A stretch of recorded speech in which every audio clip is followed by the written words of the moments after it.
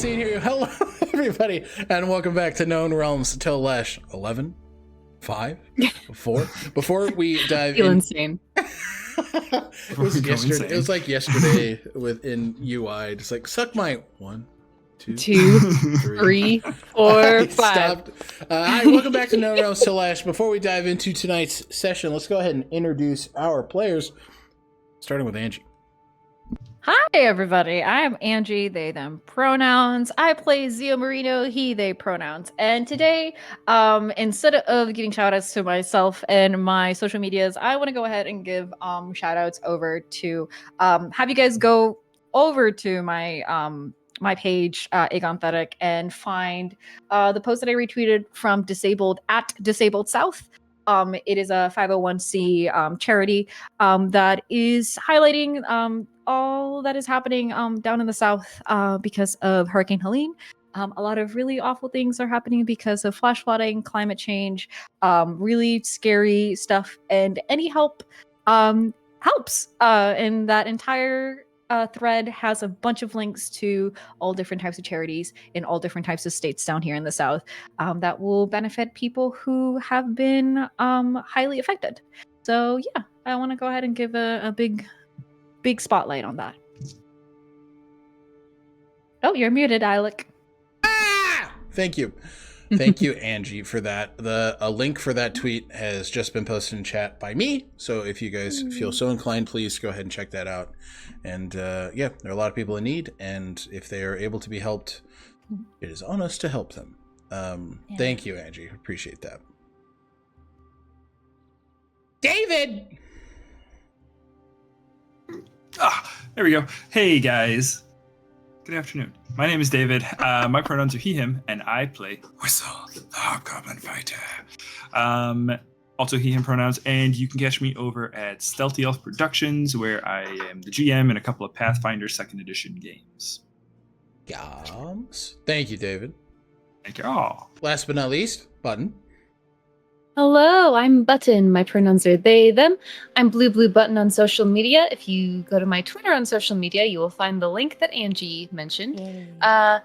When I'm not here playing Echinacea, Belrose, the Aasimar wizard, you can find me over on Stealthy Elf Productions in the Unearthed Inheritance campaign, playing Cressida, who is having the best day, and also Amanita, who you'll be able to find on, what day? October 19th?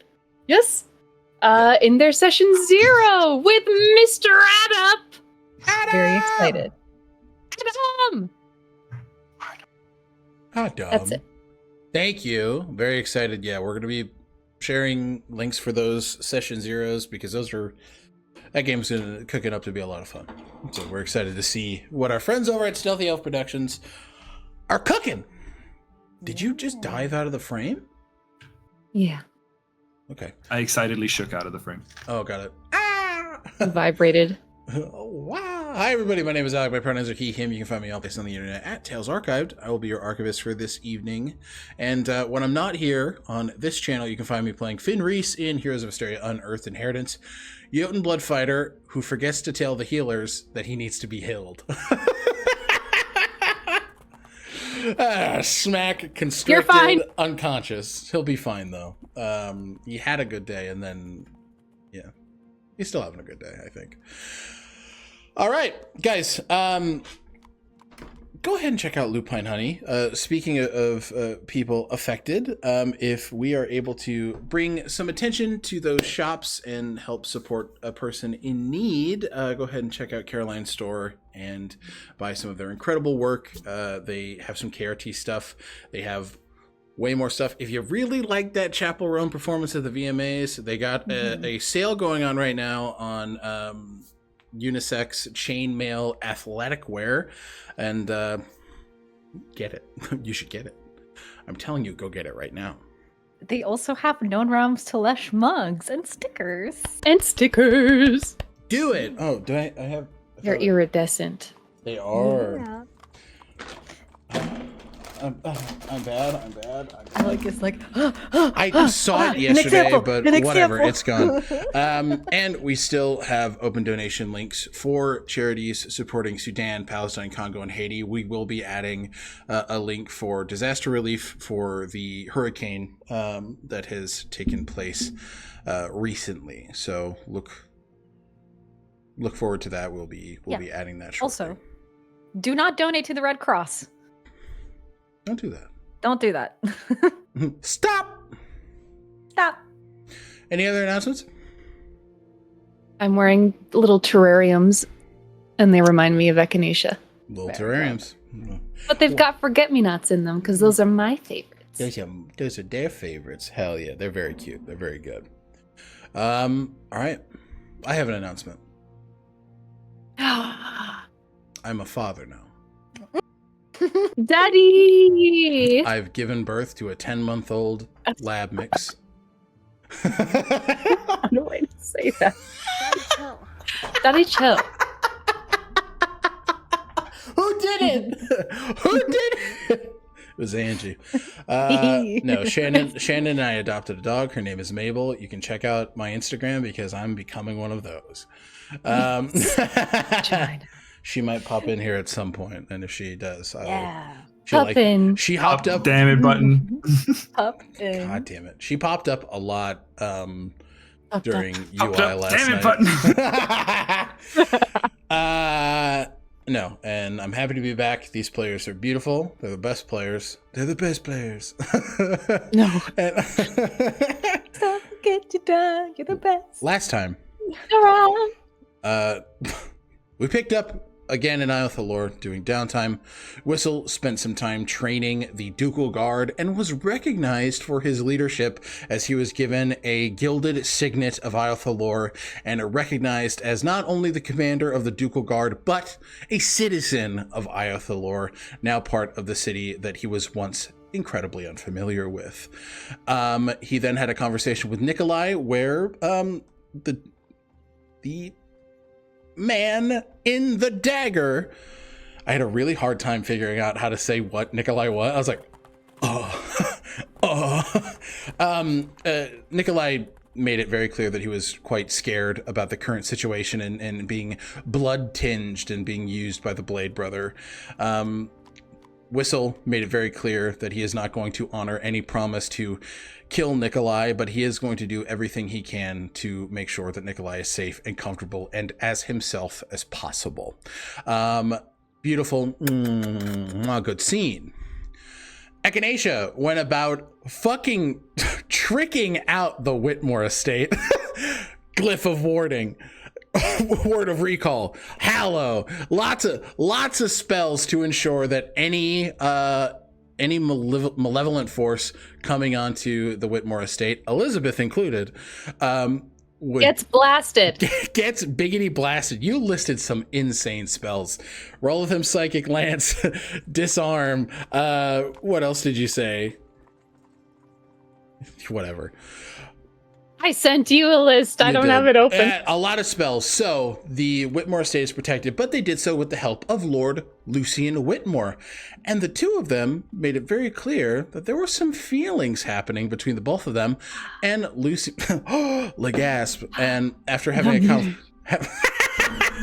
After having a conversation with Kaelin earlier in the day, Lucian made it clear to Echinacea that he wanted to do the same, just to gauge comfortability, and he asked the good doctor out on a dinner date, to which I'm pretty sure that's accepted.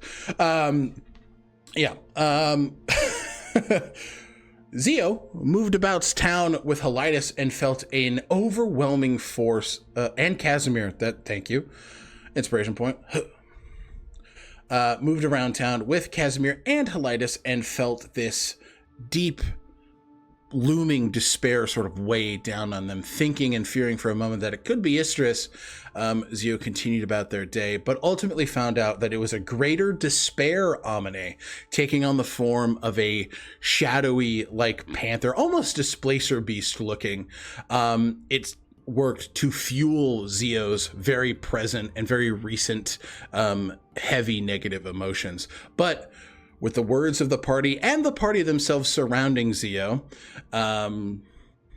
he was able to fend off that creature and satiate it, as there was not much of a meal to be eaten anymore. With that, the group decided that it was time to go get drunk. There was a conversation with Tifna where it became very clear to Echinacea and Whistle, who went there, that Tifna does not want to be beholden to the Mage's Arcanum.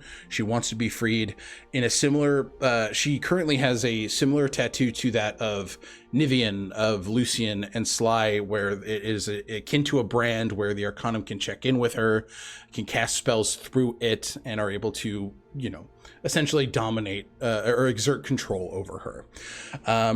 Some dreams were given and shared with Echinacea through, it was through message, correct? Or telepathic bond?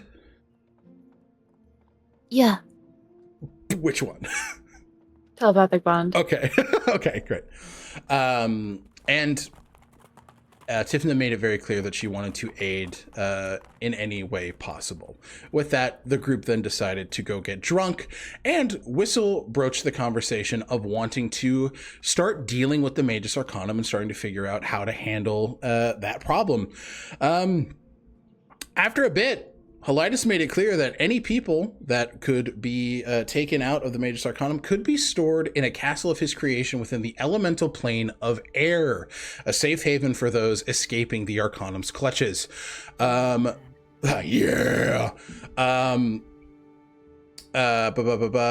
Reeves stated that there is a defunct Ebony Castle from before the fall in Ilynbelle, where the group could make it a stronghold for themselves as well, a base of operations within Driftin to operate and have many strongholds across Tolesh and apparently the elemental planes.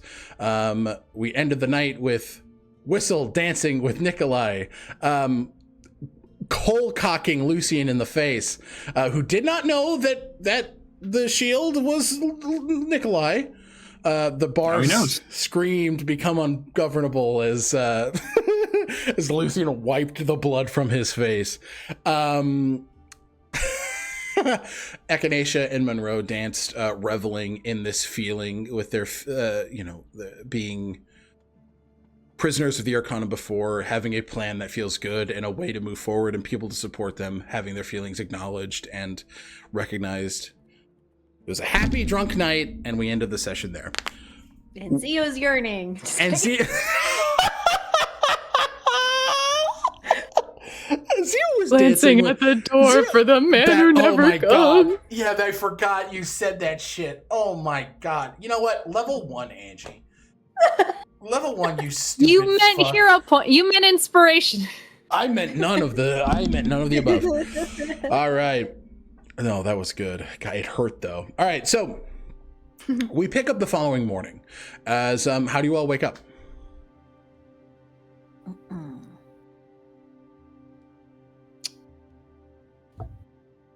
Roll for it. Who's going first? Okay, I'll roll for it. What? Hang on. Waking up canonically, yeah. Whistle. Oh, wait. Yeah. He's hungover though. He's real hungover. Okay, I'm gonna roll. I'm gonna. Who's gonna go first? Angie. Okay. Yeah, shit. Fuck. I played straight into it. Xio is also a little. He's also a little hungover. A little turn. Yeah, absolutely. Yeah. Shut the fuck up. And I think Xio is going to send another page through the bookmark, sends it to Asandro. Mm-hmm. Just the image of the Amine. Yeah. Is going to do that morning, and then is also going to send, because we had been discussing that we were going to Ilynbelle today. Correct. So yeah, the plan is I just want to see what you guys are doing right away in the morning, and the plan is to go to Ilynbelle pretty much immediately today. Yeah. Since that is the plan that Xio understands they're heading over there today, I think Xio is going to use their sending and reach out to it. And, okay, cool. Is just good morning. We might be coming to Ilynbelle, and I didn't want to surprise you. So, just giving you a heads up. See you later. That's very cute. You get the first word of the response is morning. Morning? Thanks for the heads up. Yeah, see you when you get here. He sounds so gravelly in the morning. He's tired, dude. He's an EB baby. He's not a morning dove, you know what I mean? He's a fucking alley cat. But you got that? And I will say, with both Bold and the Amine you encountered yesterday, Isandra does respond. He makes it very clear that like you're doing good work, and that because I imagine you describe like the encounters with each Amine. Or just the pages? No? Okay. I think Xio is just sending. There was that one description that came with Bold. Yep. And then with the Despair Amine. Mm-hmm. It's quite literally the same as you've seen them, Alec, what those pages look like. Got it. I think Xio doesn't know how to write something. I think Xio is still very yeah. Understood. Okay. Well, in that case, Isandra does say, you know, if you want to tell me about those engagements and how they went, I'd love to hear about them. Yeah, he offers that line of communication. So I think when Xio receives that letter in return, they're just going to stare at it and reread it. Yeah. Okay. And then you get ready for the day? Yeah. All right, cool. We will go to Echinacea next. Okay. Echinacea has been having the same dream as ever about being trapped in the Magus Arcanum, freeing themselves by using Minri's sliver of divinity to shatter a hole in the tower. And in decimating that tower, using the falling bricks to reconstruct their memories. And I think this time around, Echinacea remembers the last time they spoke in person to Lorian and telling him that there is a pain in absence. And that absence has lessened, though they are still missing about 250 years. They still have 50 years worth of memories. And Lorian is present for almost all of them. So the tower they construct isn't so much of a tower. This, you know, bauble constructed memory is a little cottage, and each stone in the wall of the cottage is a memory of Echinacea and Lorian together. And I think Echinacea and Eadwulf, before they wake, are just staring at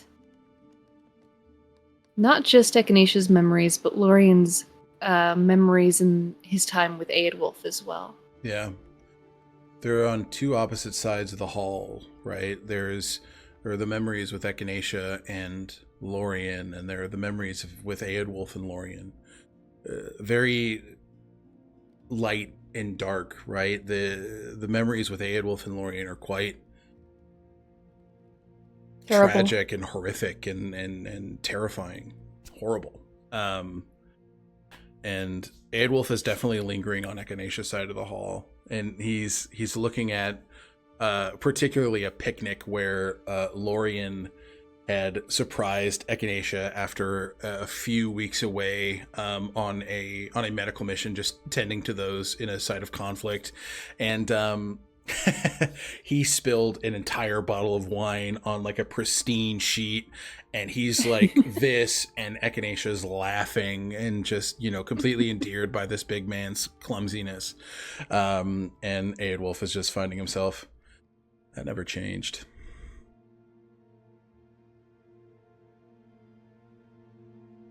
The clumsiness or the laughter? The clumsiness. Oh, Even I found it. The thought trails as Aedwulf kind of struggles still to reckon with the fact that he commanded Lorian's body for those near 60 years. Was, well, you know.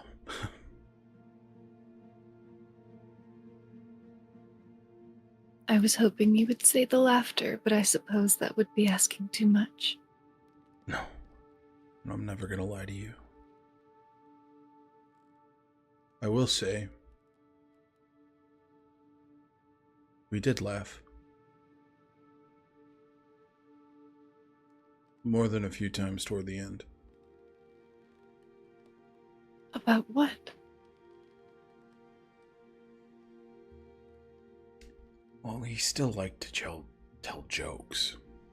Really bad ones. Piss poor ones. Ones so bad that regardless of how nonsensical or stupid they were incredibly funny.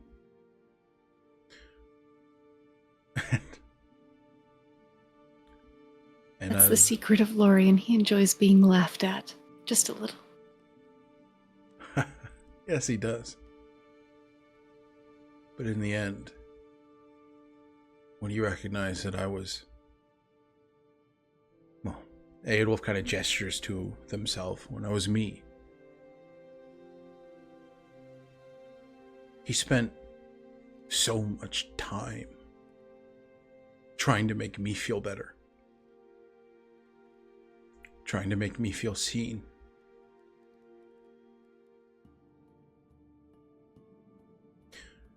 I'm scared.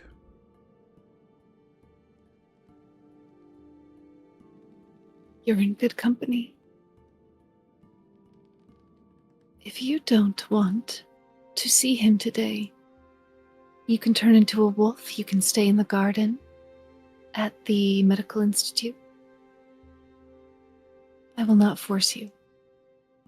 Aedwulf kind of sidles up next to Echinacea and just puts their arm in his elbow, just puts his hand on top of theirs. Partners, I'm not leaving your side.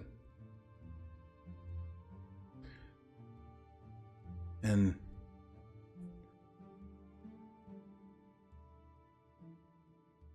I don't think there will be a time where I'm ready to face him. Not truly. And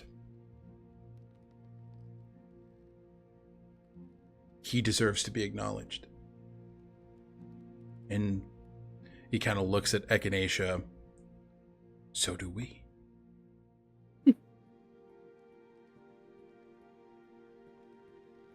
Well, to acknowledge the pair of us, I'm afraid to see him too. And determined to do so.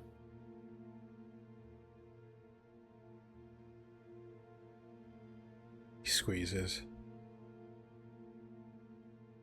And you really are in good company.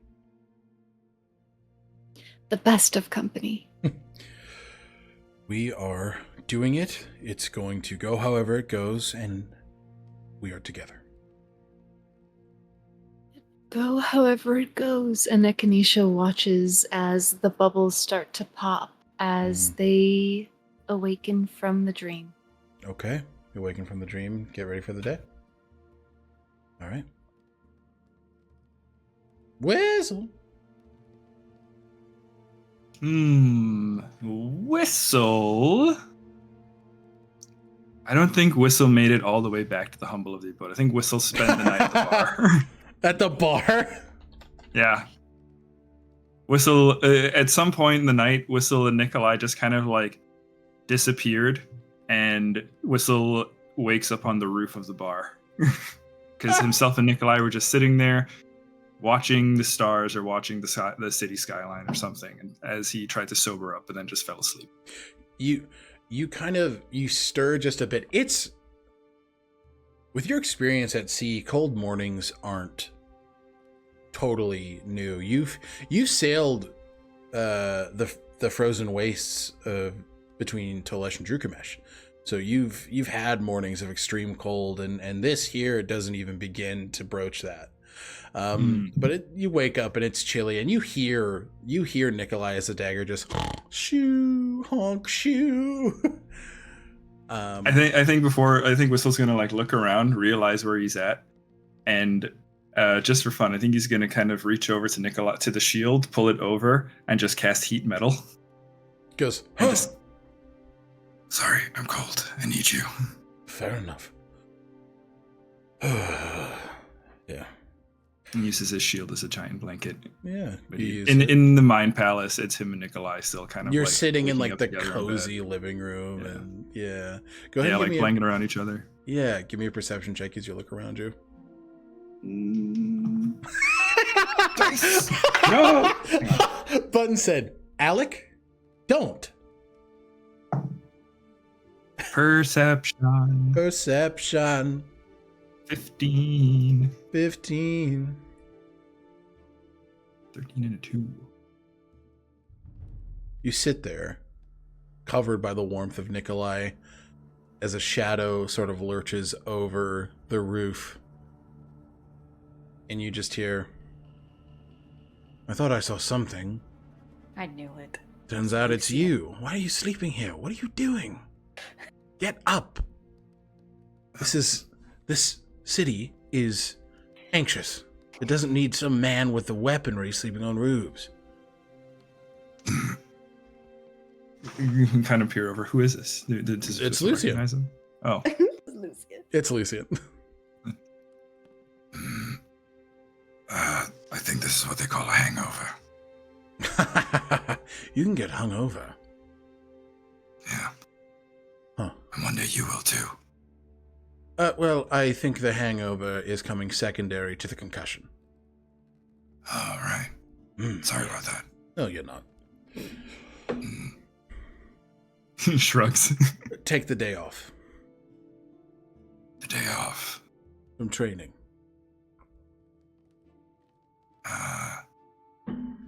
Why? I feel fine.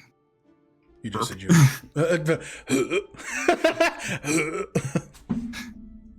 Excuse me. All right. Well, get the fuck off this roof. Come on. All right. Up. What are you doing here?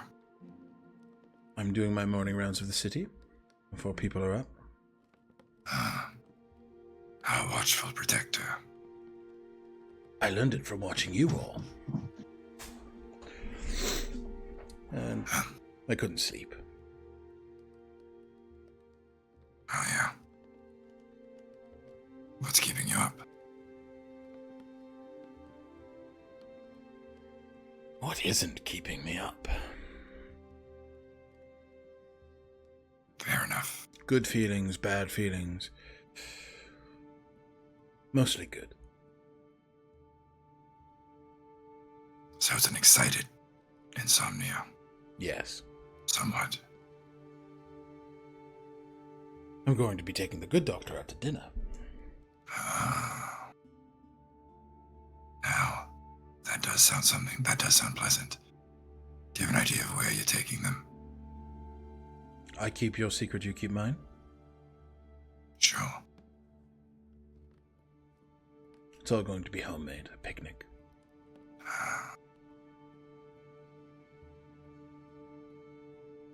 You know, Lucian, you're rather sweet once in a while. Don't tell everyone that. They'll get the wrong impression of me. Lucky for you, most people aren't as perceptive as me. Very true. Well, training starts in about an hour. Clean yourself up. Lucian darts across the roofs. Whistle, as he's kind of like jumping away, while his back is to him, Whistle's going to just give like a little salute.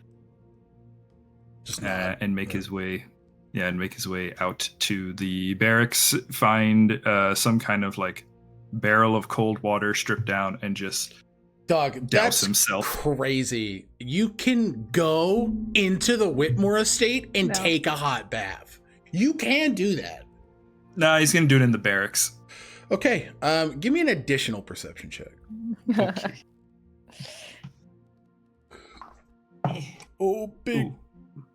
Not as good. That's a 6 plus 2 for 8. 8. Okay. It's cold. It's cold. Yeah, you're kind of, once that water hits you, you're like, oh! Like there's a big old. Nicholas like, you fucking idiot. What are you doing? Whole cure for hangovers. Oh, yeah. How about just water in your body? Drink it. Don't douse yourself in it. It'll make its way through my skin. I believe in it. That is not how that works.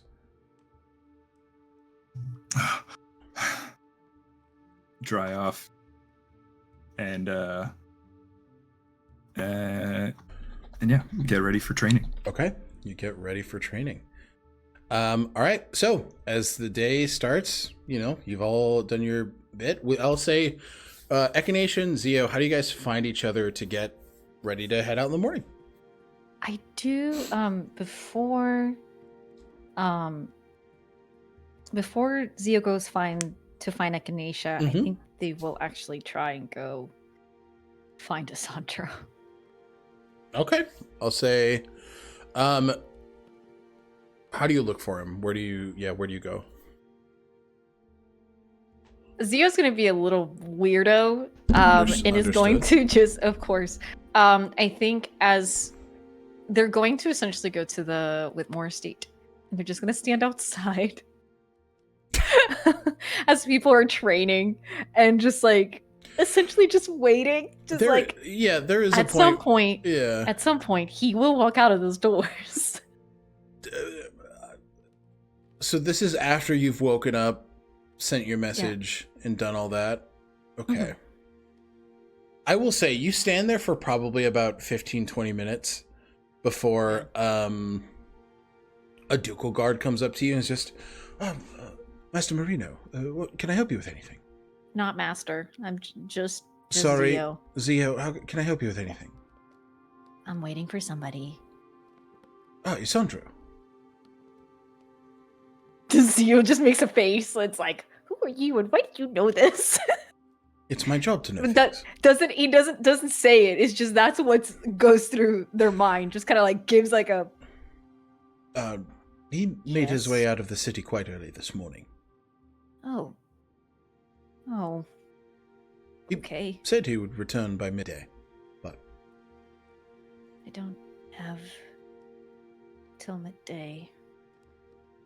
Do you know where? I believe he went to the wooded areas to the southwest of the city. I believe he said there was Armine to tend to. Would you like me to relay a message?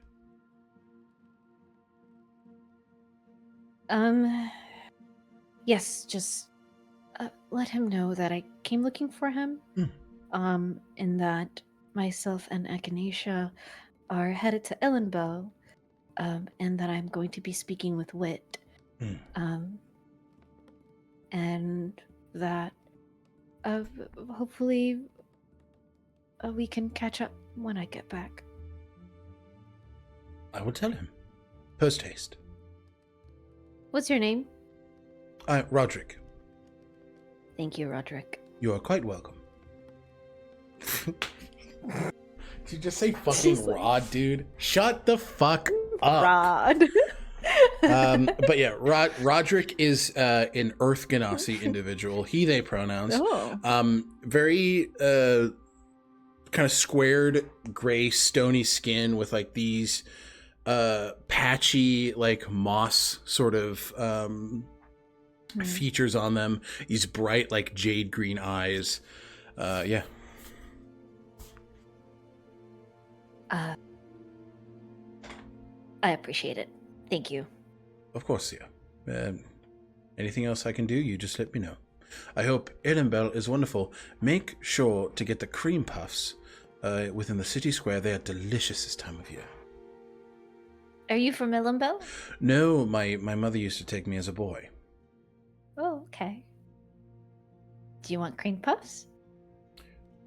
If you could bring me back cream puffs, I would be incredibly indebted to you, Zio Marino.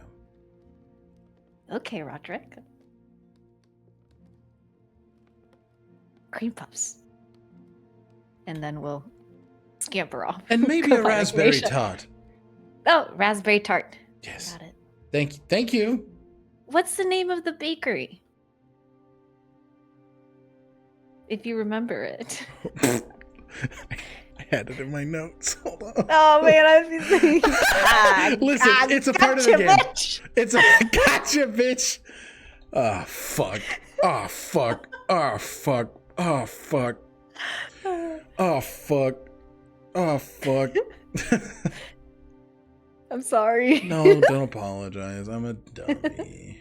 No, everything was so seamless with Roderick. I was like, let me ask another question, see how far he takes it. It is called the wallflower, but spelled wall Wow. Flour. The wallflower. Okay. Yep. Bye, Roderick. Goodbye, Zio. Have a wonderful day. Zio made a new friend. Zio has made a new friend today, and their name is Roderick. It could be Rockrick. Roderick looks like Peach, and I feel Yeah. like you did that on purpose. I did. Also, Roderick. Peach liked to bake. Yeah. Uh, All right. And then you go seek out Echinacea. Yeah. Okay. So we will Scampering. think. Where does Zio find you, Echinacea? Zio finds Echinacea at I think just walking into the Whitmore estate. Or actually, I think walking out of the training grounds. I think they would have gone to tell Whistle that they were taking Zio to Ilynbelle today. Okay. Scampers over. I Oh. have another mission on top of talks. Understood. What is our mission? We have to go to the wallflower, but it's spelled Flour, like baking flour. How does Echinacea know the place? How long has it existed? You know the place. It has existed for the last 150 years. It is run by the oldest Winter Eladrin woman named Ravina. She bakes everything herself in house. She's very sweet. You know, Ravina's cream puffs are just the best. I heard. I've been tasked.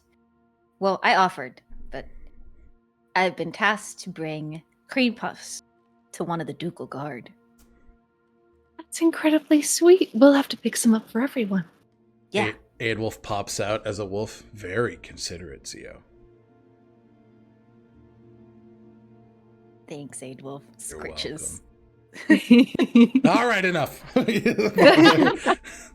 Who's a good boy? Shut up.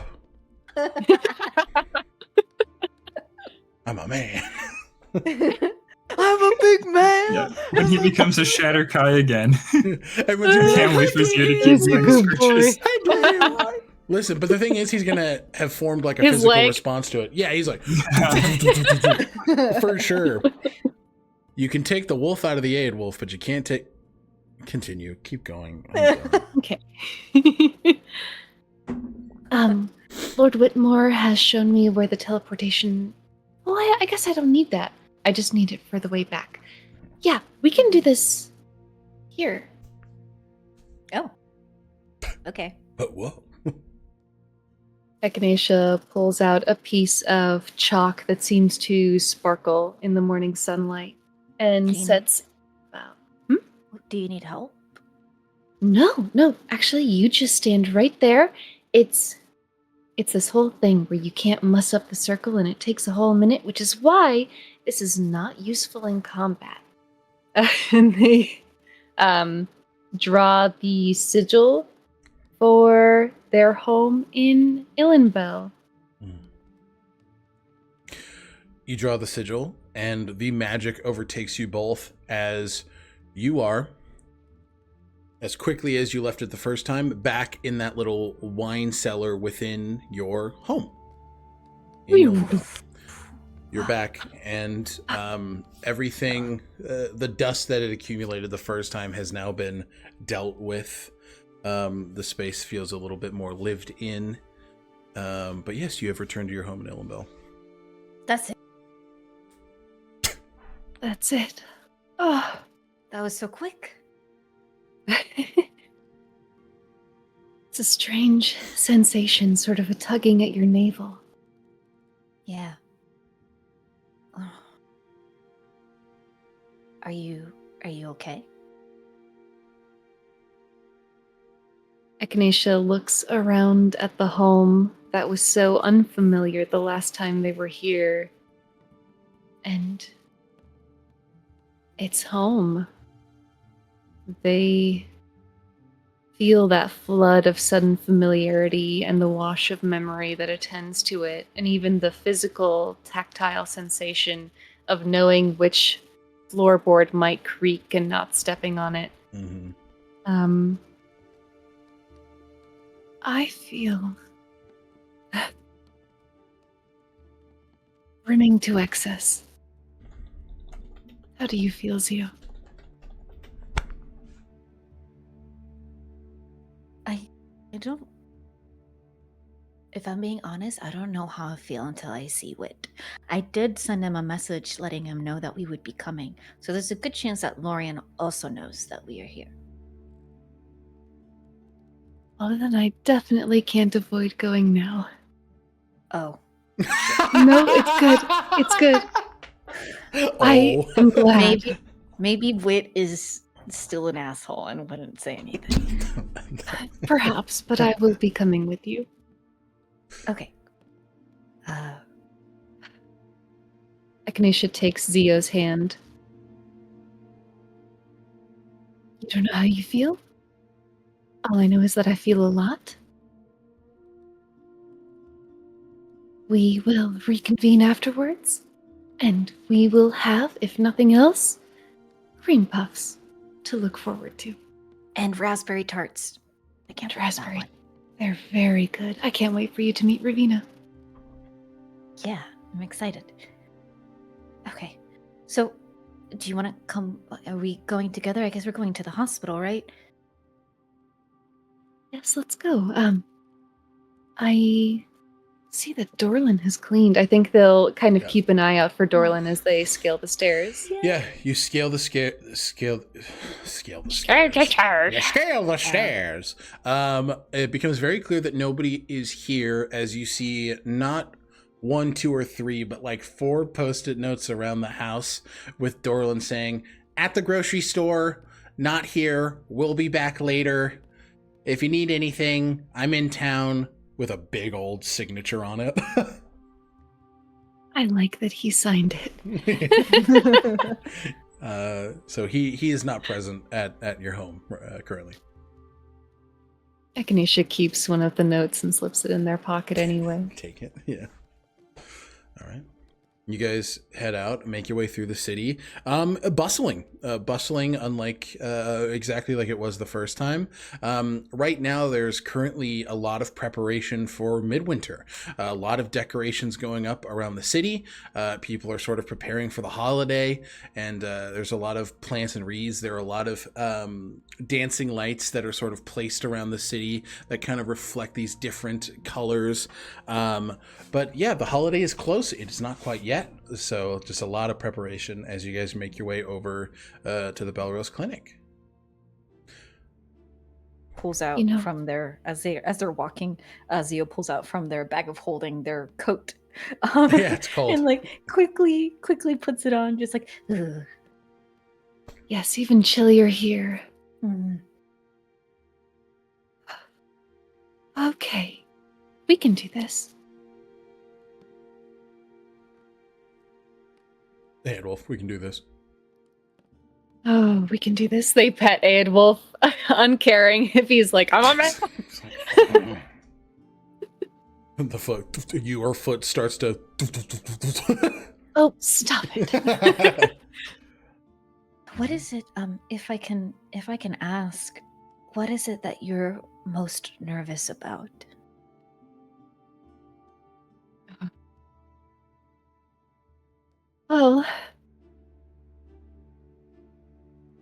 last time I was here, I told Lorian that I felt a rage at the empty spaces inside of my mind because they did not hold him. And now that they do, I am worried that there will be no space within him for me.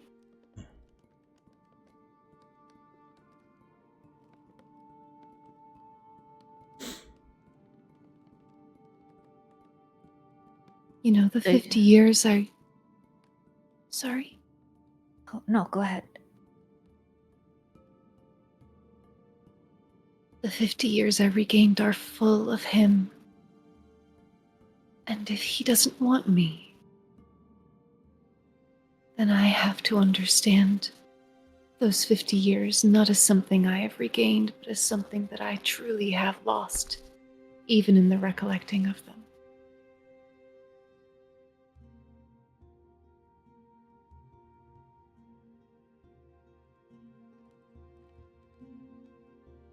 What about you, Xio?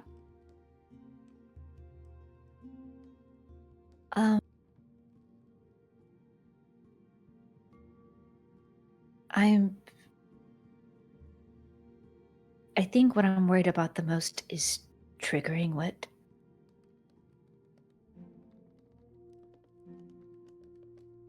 If he's made any progress, which we don't know,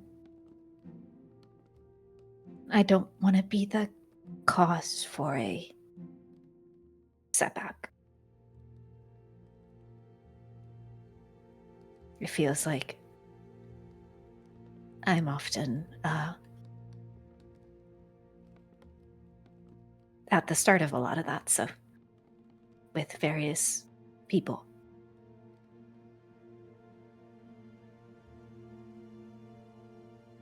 Perhaps you can let Wit know that if he is uncomfortable at any time, he can just say so. And the conversation can shift. Yeah. I want to know make sure you I care. do know. Sorry. I do. I do care about him. In a really weird way. I don't understand it quite yet.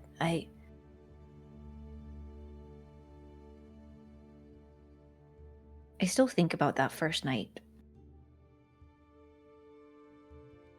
Windmill. Yeah. The fire.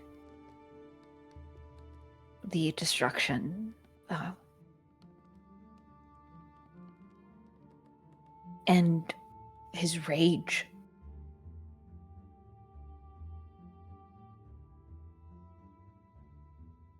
But within all of that rage, he just had this acceptance to what he was supposed to do. Purpose.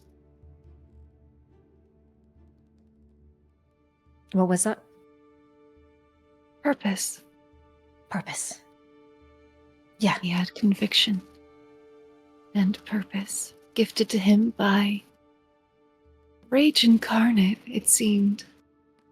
If our experience of Kaletra was any indication. Yeah. And now, from what Alma told me, he's no longer her avatar.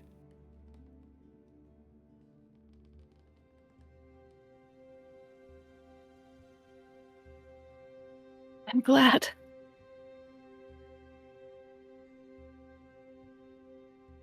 Yeah. Part of me is also glad, but I'm also scared that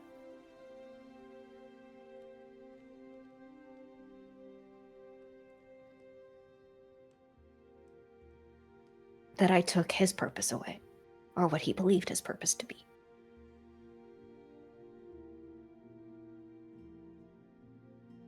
From what I understand, an offer was made to Wit and he accepted. That's not taking something from someone.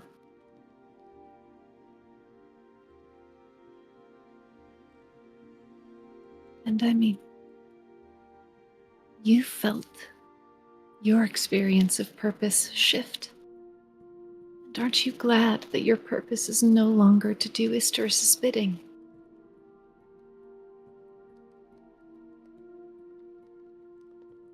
Yeah. Yeah. I am.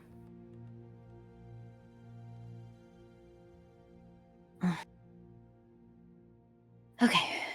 Well. Ain't no time like the present. Indeed not. You've got this. And I've got this. We're fine. You got this. Yeah. Yes. Ganesha pulls their coat tighter. All right. Head up to the hospital. All right, you guys do make your way in. And I do want to cover something really quick above table, because David actually asked a really good question in the chat, which is, what date is it currently? When are we?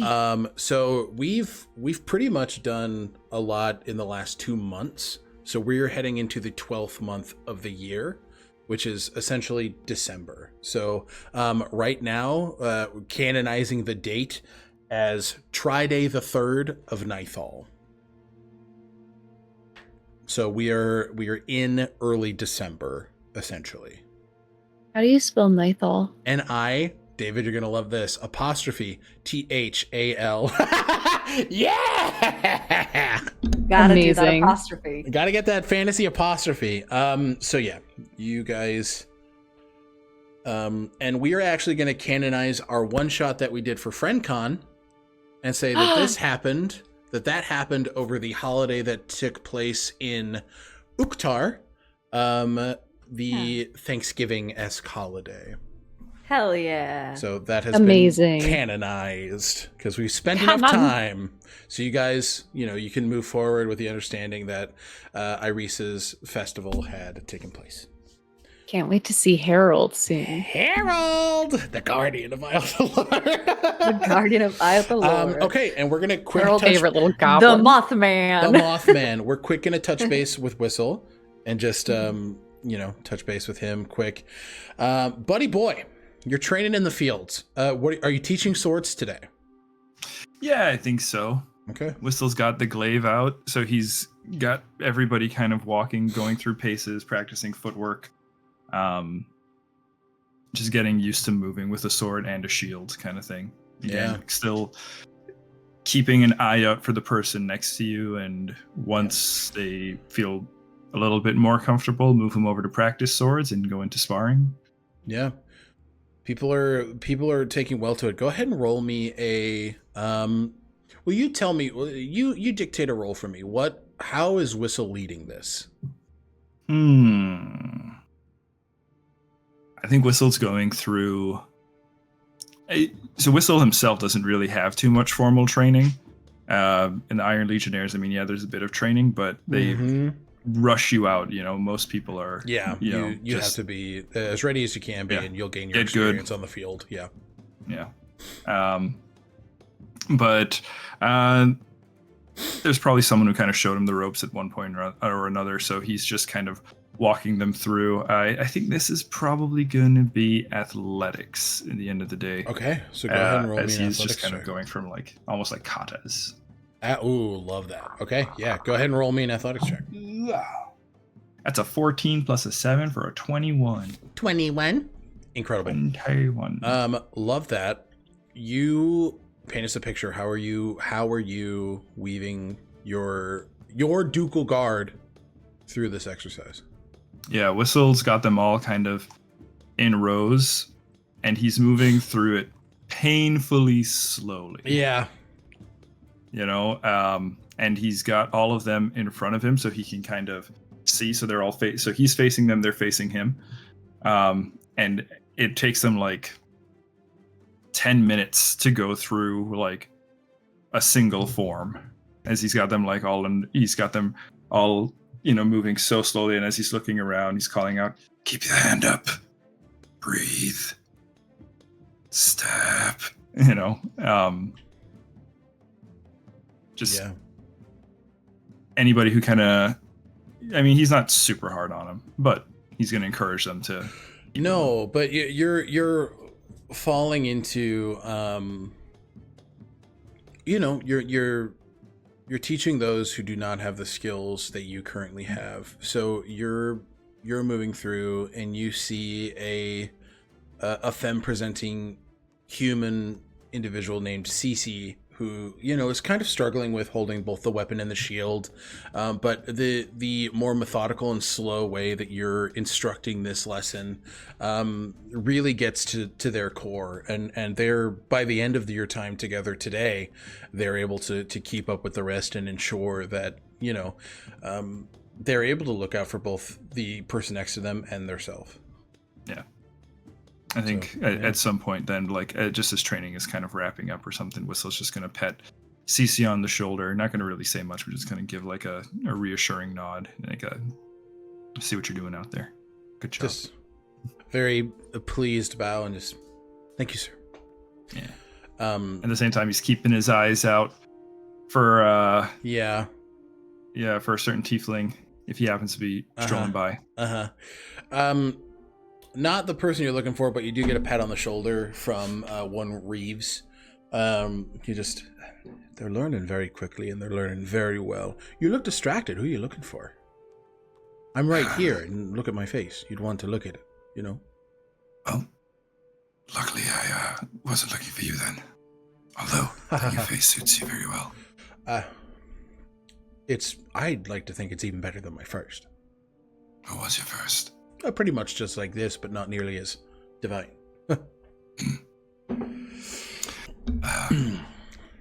And as for what I'm looking for, don't worry about it. Just looking out for a friend. He squints, peeks over at Monroe, and Monroe's like, fuck. Starts pulling out gold. All right. Well, that's what I thought you'd say. What do you think I'd say? You wouldn't tell me who you were looking for, because it was very clear all morning that you were looking for someone. Monroe thought you'd squeal, but he's still green compared to us old folk. Oh, to be young and foolish. And that, he's got a decent head on his shoulders. He does. He means well. Aye. How are you liking the leadership role, Mr. Whistle? Well, first that missed about's unnecessary. Just Whistle's fine. When we're out there, titles don't matter. Kind of like gestures to the battlefield. Well, then why don't you correct him when they call you commander? Because gives them discipline. Gives them something else to think about. Keeps a little bit of pressure on them. And hopefully, when the real pressure hits, they won't buckle. So it does matter. Well, not to you. It's a sign of respect. Absolutely does matter to me. I don't see myself as your commander. Oh, you're not. Absolutely not. But That's what I mean. You're a man who's garnered my respect. Likewise. I noticed something, and I know that Echinacea and Xio made their way out of the city today. I've heard whispers of the once lady of the house keeping an eye on the regiment. Is that so? Aye.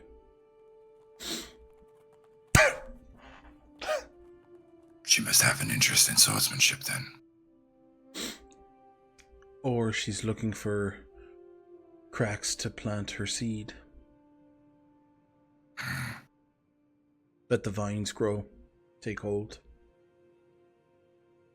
She's looking for weak wills. Whistle looks over to the group of trainees and says, Well, it's a good thing they're learning to deal with pressure. I was going to say, well, I think the heads up is necessary Giving your leadership and training, I don't think she's going to be finding many opportunities out here. But some to keep an eye on. Maybe I'll go find out for myself what she's up to. If I remember correctly, you're the one that dealt the killing blow. I've dealt a few of them. Well, as have I. But if you need backup, let me or the boyo know. Tilts his head toward Monroe. Monroe kind of walks up, takes Reeves' hand and just slaps Gold into it. Like, I'm fucking going. Goodbye. Well, you I might consider. He's just as likely to fire. Listen, I was going to say he might fucking shoot her. We'll let the hothead cool off. Yeah. Well, what are you up to now? Well, now, I was thinking of Mighty Hungry, which is a relatively new sensation again. Being a revenant, didn't have to eat, I did, just to make people comfortable, but I didn't have to. Now I'm like, holy shit, I'm hungry. And I keep forgetting to eat. Because, when I was left to my own devices, I didn't have to. I understand. I think if it weren't for the good doctor and Xio, I'd forget to eat most days. I believe that. Well, let's keep each other accountable then. Catch a meal? Let's do that. And after that, maybe we pay a visit to the lady of the house. Ooh, the lady of the house. All right, understood. Let's go. you head with Reeves to go eat some food and meat. Mother, I hunger. Must find meat. All right, and we return to Ilynbelle as both Echinacea and Xio, you guys make your way into the Belrose Medical Clinic, and you see a familiar visage of Quill sitting at the front desk. Is they're just, oh, good morning, hello. It is wonderful to see you both. How are we? Good morning. We're doing well, Quill. How are you today? Good. I love seeing familiar faces. How is everyone doing? Is it just the two of you? Yes. Yeah. Goodness, I suppose, it is better for people to know than not. Quill, I have some gossip for you. And they will just give a light highlight reel of the Ebony and Iyo Thalor status. Not as they're not going deep into anything, but I think that Echinacea's decided that secrecy only aids the Magus Arcanum, and information sharing is going to aid the world. So they're just did you know that happened? While all of that was being retold, Xio is standing beside Echinacea, nodding along with them, but also looking out and about, into and trying to doing the thing that often people do when they're trying to find someone. Yeah. Where they're They're doing the retriever and then just yeah, it was bad, and then just yeah, it was bad. Quill's just oh my goodness, that's dreadful, but the city is all right, and Lucian Whitmore is its lord. Oh. As he should be. We love to see it. Well. Now, Quill, Echinacea looks at Xio. We are wondering where, they realize they don't know Wit's last name. Wit might be? Oh, well, Wit is actually, Quill points behind them to the same hallway and section of the clinic that Lorian is staying. Actually to the room where Echinacea, you stayed, connected to Lorian's room. So they're getting murdered. Oh, they're connected? They're connected. Amazing. Yes, Dr. Egret put Who am I? I'm not Dr. Egret. I'm Quill. Dr. Egret joined with Lorian as she thought it best for him to be a bit more socialized. Good word for it. It's a wild word for it, but He's quite rude. fair enough. Yes. Oh, yeah, unfortunately. But yes, I can. So, kind of looks between the two of you. Are you both here to see Mr. Wit, or? No. Understood. No, I'm here to see Ygritte and my husband. Well, Ygritte is with Lorian now, and Wit just got back from physical therapy. Oh, I will wait for Ygritte to leave. Understood. Physical therapy? Yes. Oh. Do you know how it's... Oh, well, this is... Ygritte believes... You don't have to share. No. You don't have to share if it's something that, It's... Don't. Oh. All right. And then looks over at Echinacea and says, I think he's very particular about providing details. Fair enough. I want to know. But Okay, I will go. won't pry. And then Okay. I think Xio instead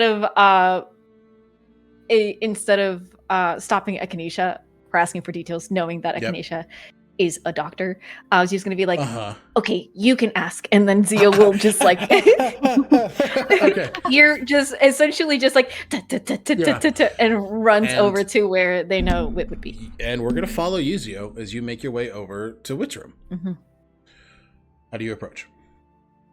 Yep, so they scamper on over, and then stand at the door, and there's a moment where there's like this sort of like energy of wanting to like burst the door open, but they stop themselves, and then they just like, okay, no, and then knock on the door.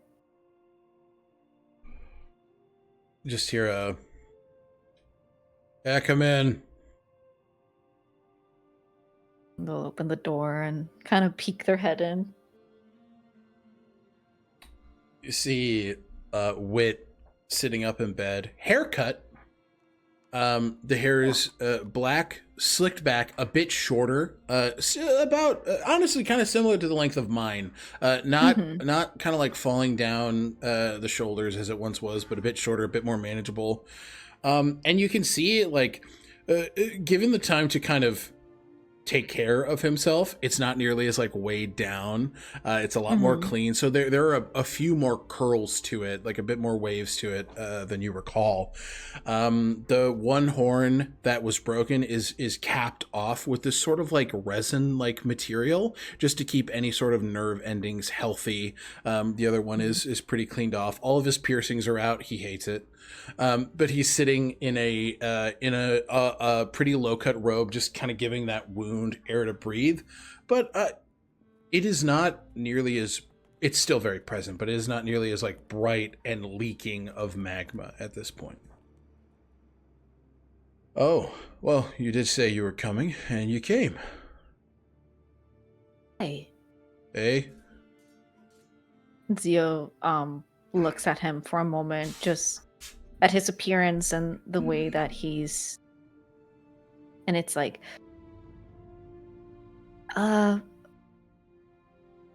hi. Again, just sort of like a second time. We said that already. Are you broken, or what's going on? No. Positive? You Just sound a little... How are you? And steps into the room finally, and kind of, would you like, and then it's like, would you like the door open or the door closed? Close it. Okay. Closes it. He just points to a side table. Sit down. And does it. Just like, You come in scampers here with over. Wild energy. Yeah, well, Yeah. Why'd you come? Well, I just wanted to see how you were doing. Well, I do have news, but I also just wanted to make sure that you were doing okay. It's a place. People tell me what to do.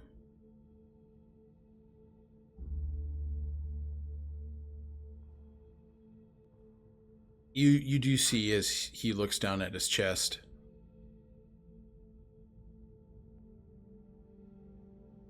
Yeah, I think it's helping.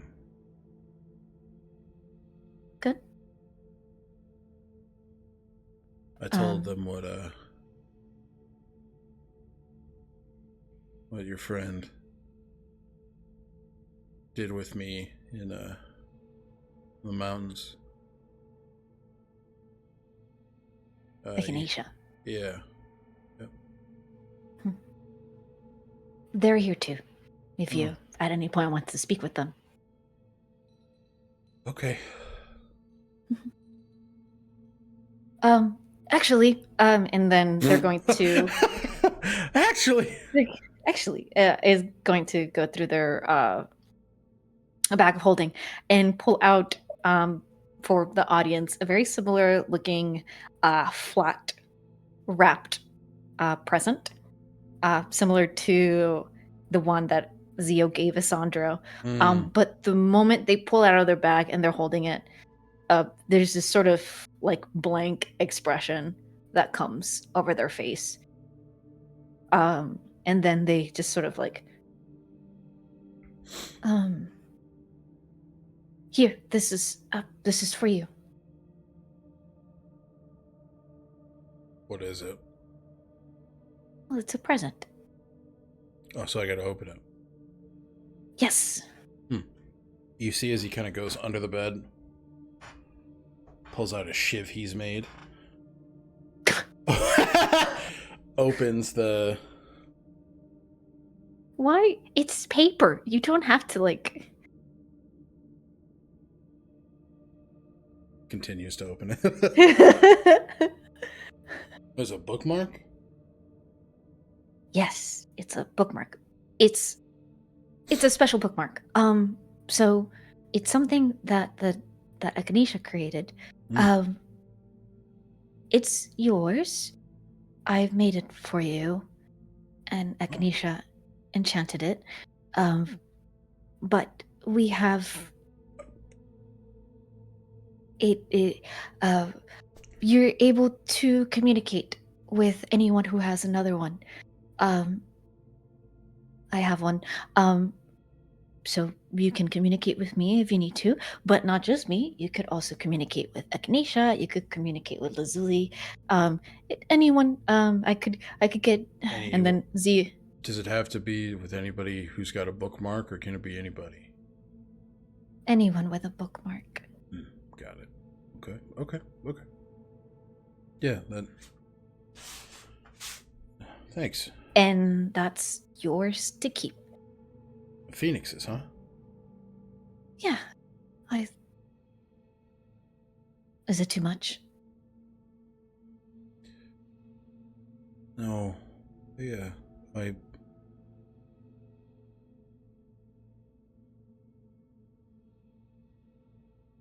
It's the struggle, right? No, it's good. I appreciate it, Little Horns. And Xio, instead of feeling kind of derision over that nickname, as that usually they would feel when Wit says it, there's like this sort of like jolt where they're like, I'm glad you like it. It's nice.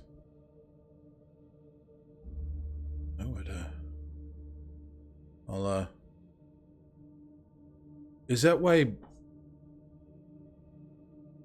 the doc and Lorian are writing all the time? They're doing this? Yeah. Uh-huh. Yes. That's how, yeah. Yeah. He's an oaf. What do you mean? Like a big dumbass. Like so stupid, it's crazy. No, I'm being mean. I'm being mean here. I mean, That is very mean. Yes. No, I hear him slaving away over letters, thinking he's not saying the right thing. Very critical in that big dumb puppy brain of his. Y'all gotta be nice to my husband. Yeah. It's like, and Zia's just like, it's because he's in love. That happens. Yeah, he is. It's like this. Yeah. Mm-hmm. The doc here's. I like her. Egret? She threw boots at me once. She earned my respect.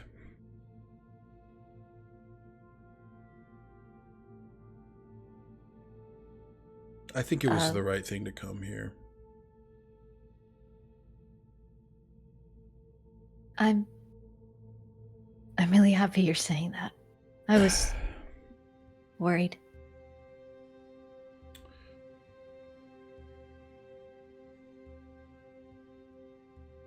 How sorry, go ahead. No, you first. Go ahead. Well, I don't want to force the conversation, but I know what it's like when they leave.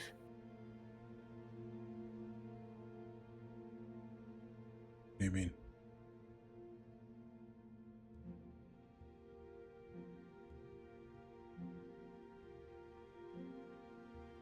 Sorry. I should have approached this differently from the beginning. I saw Alma. She told me that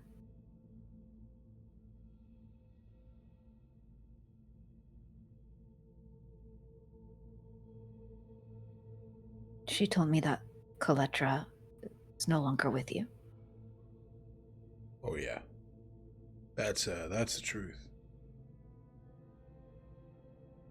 Yeah. That's a good thing, I think. I was it's just a tool.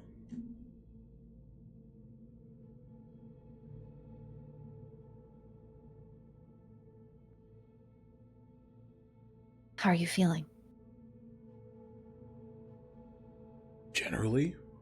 Or about them? Them.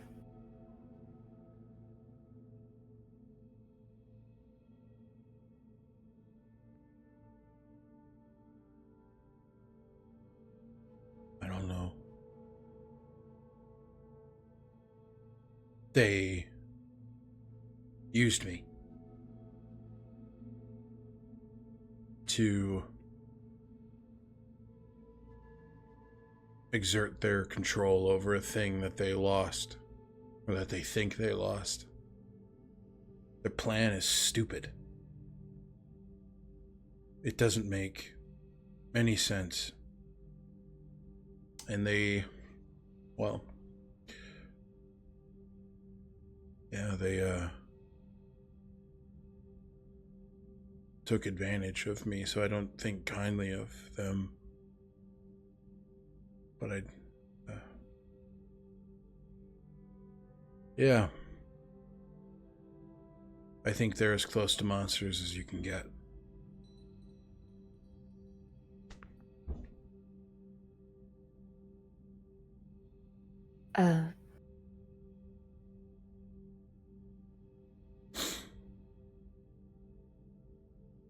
Have you ever had a chance to speak with Helitis?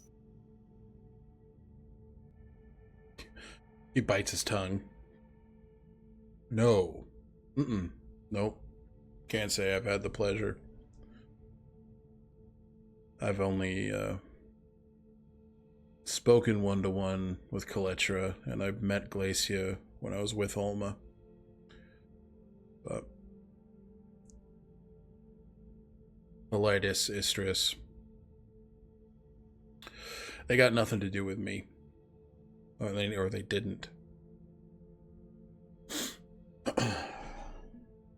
Well, Elitis is planning to create a fortification in the elemental plane of air for people to go to if they're needing refuge. And if you feel like things seem better here, if you need a place to go, I'm sure I could speak to him. No, I think once I'm done here, after I'm right, I'm gonna do my own thing. I'm not gonna hide.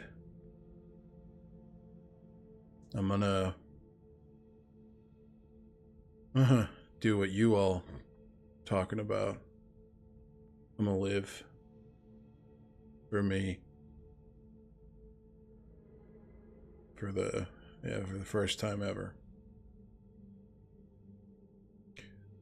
Xio, you gotta know something. They're gonna try and kill him.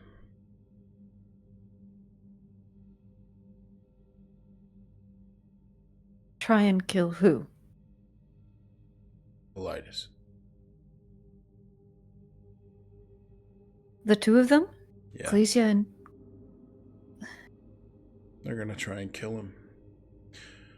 And I think I know how. But I want to hear what you have to say first. You said you had something. Xio will just relay. Okay, so you just relay everything. Yeah. And as they're saying everything, they do get this. I would say that Wit would notice what comes with that feeling of this is the only thing that I can do. Mm-hmm. Yeah, I'm gonna roll an insight check here. Mm-hmm. Ah. Wait, so you're gonna do the whole thing you were gung-ho about stopping me from doing? I don't want to. So you're not gonna?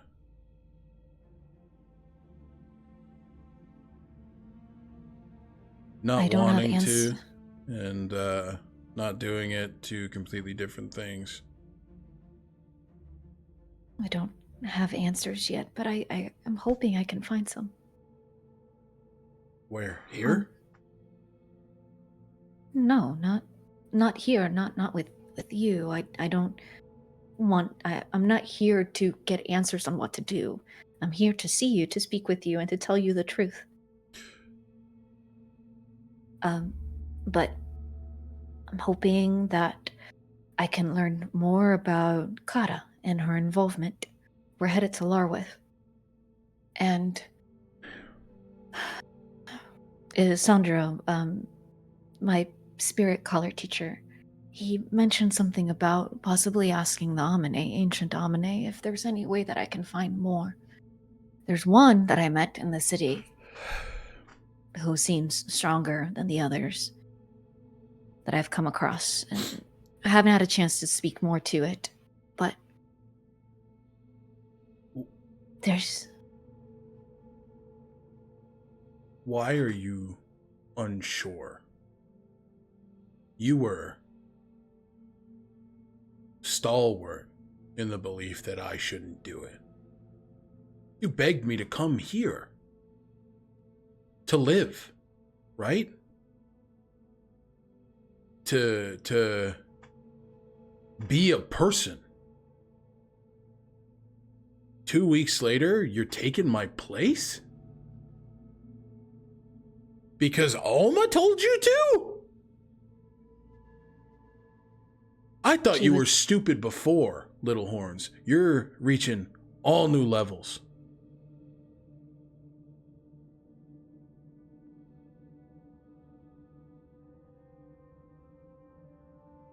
Alma doesn't mean the promises she makes.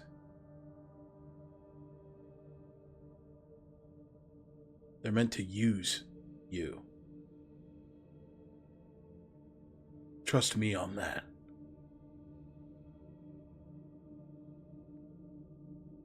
Of course, I mean, I didn't know that they were planning to kill Helitis, so... Well, that's how they're gonna do it. That meeting. They're gonna jump him.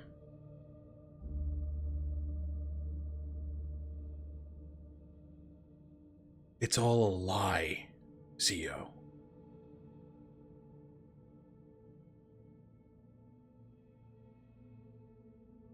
It's all a lie. It's always been a lie. There is no poison.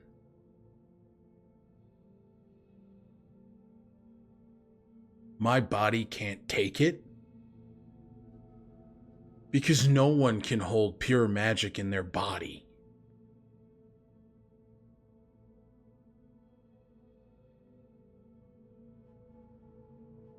I know that now.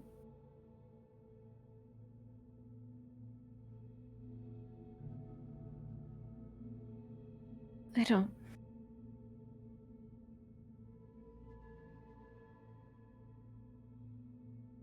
No, wait, I'm sorry, I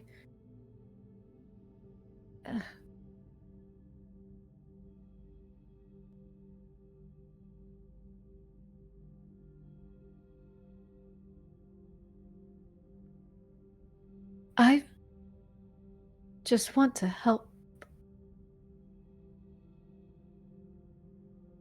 That's all. You want to help. You can't help if you're gone.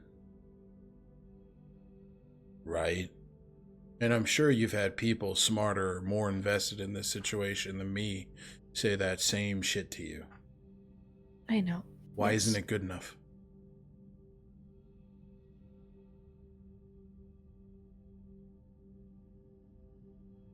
I'm trying. I said that I'm going to try and find a way.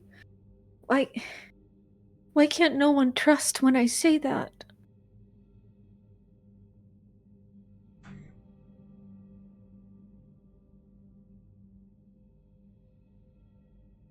It's so hard to believe that I will actually find answers when no one trusts me that I can.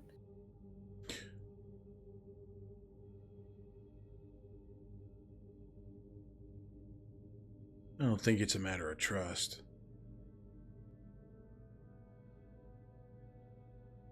It wasn't a matter of trust with me. Right? You didn't trust me from the beginning. I don't think it would have mattered if you did. What mattered is that, for some reason, you thought it was important I live. I'm there now. I don't want to die.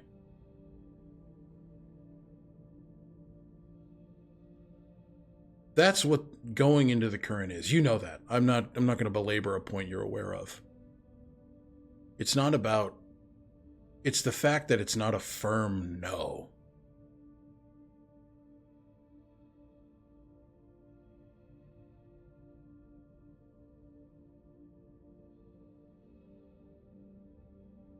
No, it's your life.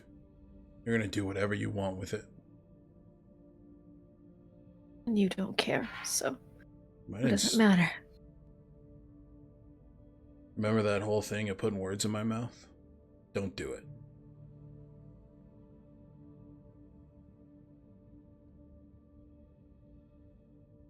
You don't know how I feel. Sorry. You haven't asked. I have. I've been asking you how you feel. No, but you said something about me that you just don't know. I'm sorry. Apology accepted. But I'm giving you information. Alma's plan is to kill you. is to kill Helitis. With Kaletra and Glacia. The poison is a lie.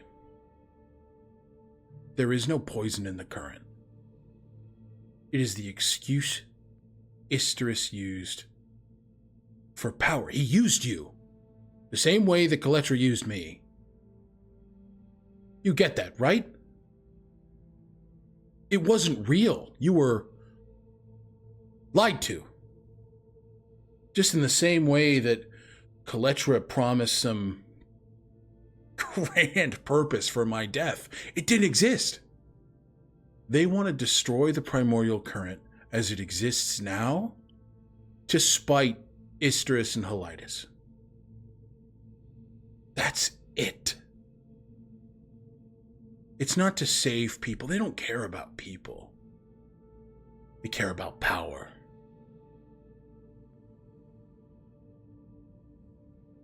So there's no reasoning with them, is what you're saying. I'm saying that their reason is they want to control it. They want to be able to make a current that they are the gods of. And they can't do that with Isterus and Helitis in the picture. That's the point. The point is, beings who want absolute power will use those smaller than them to attain it. And that's what they've been doing.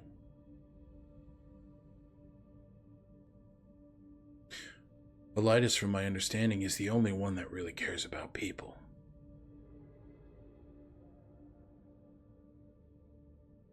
He's the only one that gives a shit about how the current affects people. So you lucked out there. Big time. It doesn't have to be just me. I'm not tied to her anymore. I won. Fuck her.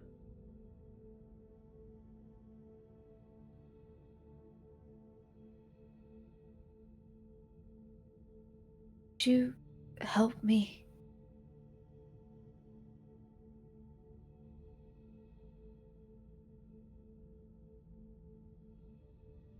Kill her. If... I don't kill is a strong word. Oh, it is not strong enough for the torment she has foisted upon me. I understand then.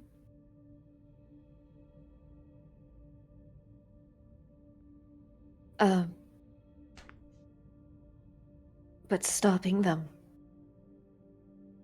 The moment that we try. Is it too much to ask? I don't want to.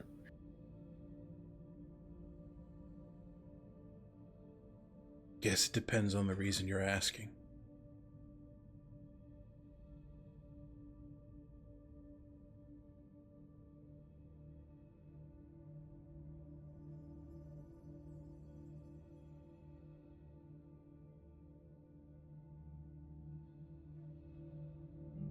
I'm scared to say the wrong thing. Wait. Just say the truth. I don't know.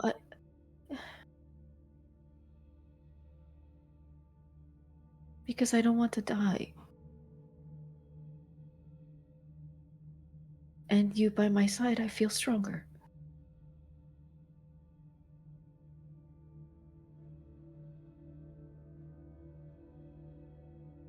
But I don't want this to be some revenge plot.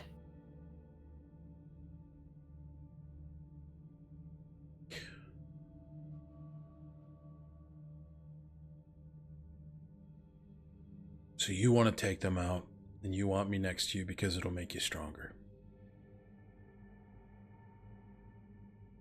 And when he puts it that way, Xio just sort of deflates. I don't want to use you. I just...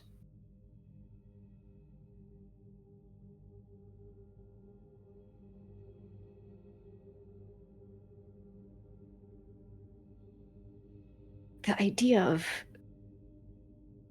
power being this thing that people use and abuse.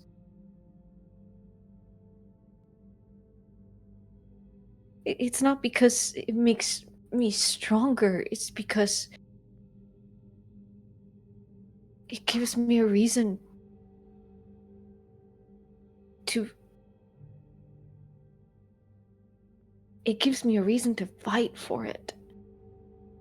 To live. To see what you've done for yourself.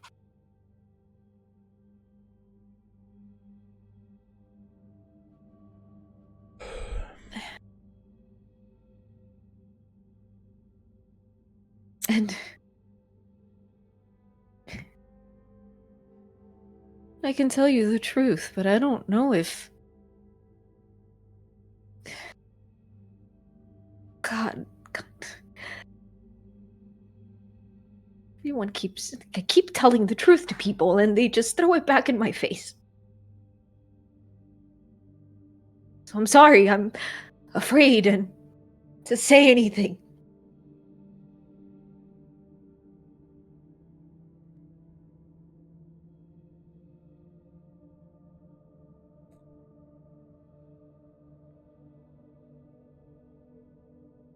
And when I finally get the truth back from others, it's too late.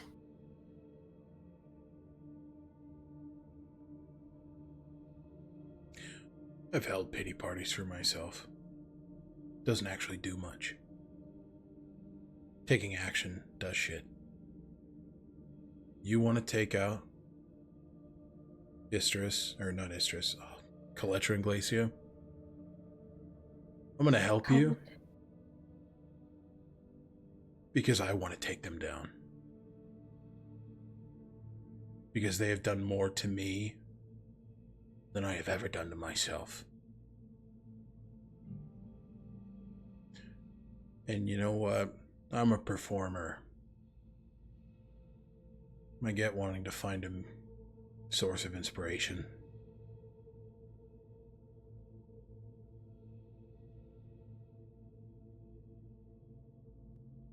I'm gonna help. But I'm gonna kill Glacia, or Coletra. She's gonna die by my hand.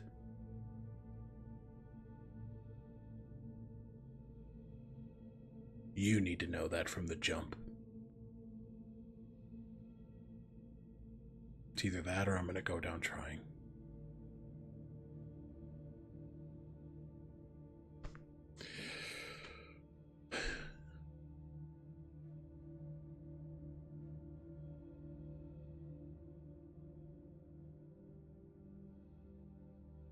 Okay. You just give me the word when.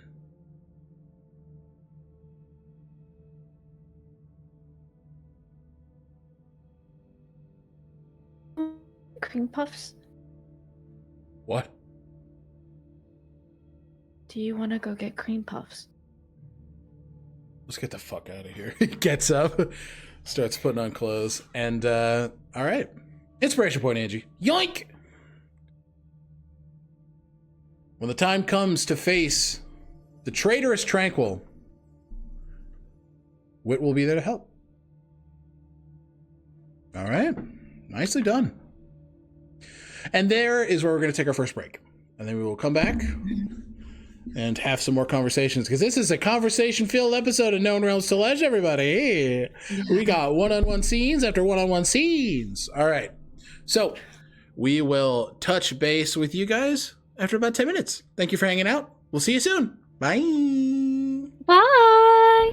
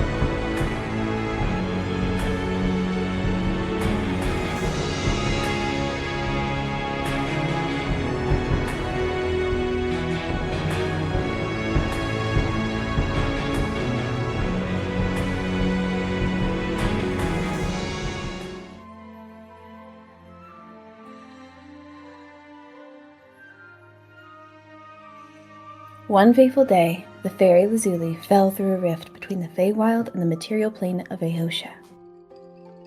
The amnesiac child was adopted by the reclusive silver dragon Ishor, eventually being gifted a dragon mark and becoming his scout. Over the course of a decade, Lazuli's prowess on scouting missions has helped Ishor grow his hoard of magical items and historical relics. Lazuli's life would change forever during one such scouting mission when she found herself racing 5 opponents to obtain a primordial current orb. Another, Xio, won the race, consuming the orb just before the Magus Arcana members arrived to take the assembled orb seekers into custody. However, they never reached the Arcanum. Rescued from custody by Sir and Echinacea, the group, now known as the Fated, took shape. Charged by Ishor with the investigation of the Preservium, a corrupt guild trafficking in items of power, Lazuli traveled into Driften with the Fated. There, Lazuli encountered the River King Aasimar, Fey King of the Summer Court. Aasimar revealed knowledge of Lazuli's parents, Lapis and Aura Isledale, as well as Lazuli's miraculous conception via Feywild wellspring. During this time, Lazuli found herself smitten with Sir's distant relation, Captain Richter Oliphant, a valiant hero who saved those unlawfully imprisoned by the Arcanum. It would only be later revealed that Lazuli's father, Lapis, was among those saved by Richter from the Arcanum's clutches. Finding her insecurities preyed upon by the death hag Viola during this time, Lazuli was convinced to make a pact. Lazuli would be given powers provided she continued to develop her bargain. Otherwise, she would suffer the notice of the Evil Eye. Only now is Lazuli realizing that this refers to the evil god of the unallied pantheon, Ruin's Eye. Things came to a head at the Preservium's Gala of Innovation. Lazuli learned that the Preservium leader, Gale Umbridge, was formerly Ishor's scout, and that the dragon mark gifted to Lazuli by Ishor was originally meant for Gale. Worse, Ishor founded the Preservium. Lazuli also met Nivian's former employer, Dr. Satosh of the Sunwall Academy, who gifted her a vial of the death hag Viola's ichor. Much came to pass at the gala. Lazuli and Richter shared their first kiss. Lazuli adopted Echinacea as her sibling, and perhaps most notably, Lazuli caught her first glimpse of her father during the exhibition. The next day, Lazuli reunited with Lapis, who now travels with the Fated. On the path to reuniting with her mother, Aura, Lazuli found herself in the midst of a combat that felt too great to surmount. In that moment, she made a choice to deepen her pact with the death hag Viola. Drinking the ichor gifted to her by Dr. Satosh, Lazuli became a warlock. The deepening of this pact revealed a terrible truth. The death hag who holds her pact is none other than Elizabeth Whitmore, beloved of Sir, and twin of the Fated's ally, Lucian Whitmore. Through the trials of reuniting with her mother, navigating the pains of joining 2 families into one, learning that Ishor faces a draconic tribunal for crimes against 5 dragon eggs, resurrecting Echinacea and Whistle, transforming into a witch of the Ith, Lazuli has refused to kill, knowing that death will feed her pact keeper, Elizabeth. We find Lazuli delving into the Saiba home catacombs. There, she meets Inara, the Ruin's Eye devotee who took Lazuli's family from her. Defying Inara's attempts at corrupting her, Lazuli resisted taking a sliver of divinity for her own and left Inara alive. Lazuli herself was not so lucky, dying by Lord Tarvish's hand during combat with Whistle's former captain, Izradan. In death, she was confronted by Elizabeth's rage at not being fed. Now, after being brought back by Echinacea, Lazuli finds herself feeling above the state of death. Elizabeth awaits on the horizon, a threat to outwit. A fairy's work is never done.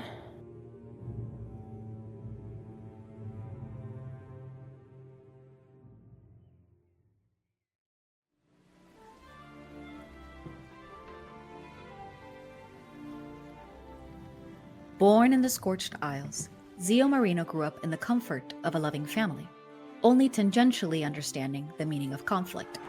As with most young folks of the Scorched Isles, When they came of age, they traveled to the mainland of Tolesh, seeking purpose and knowledge to return to the Isles with. It was there that Xio joined forces with the Bright Fury Guild.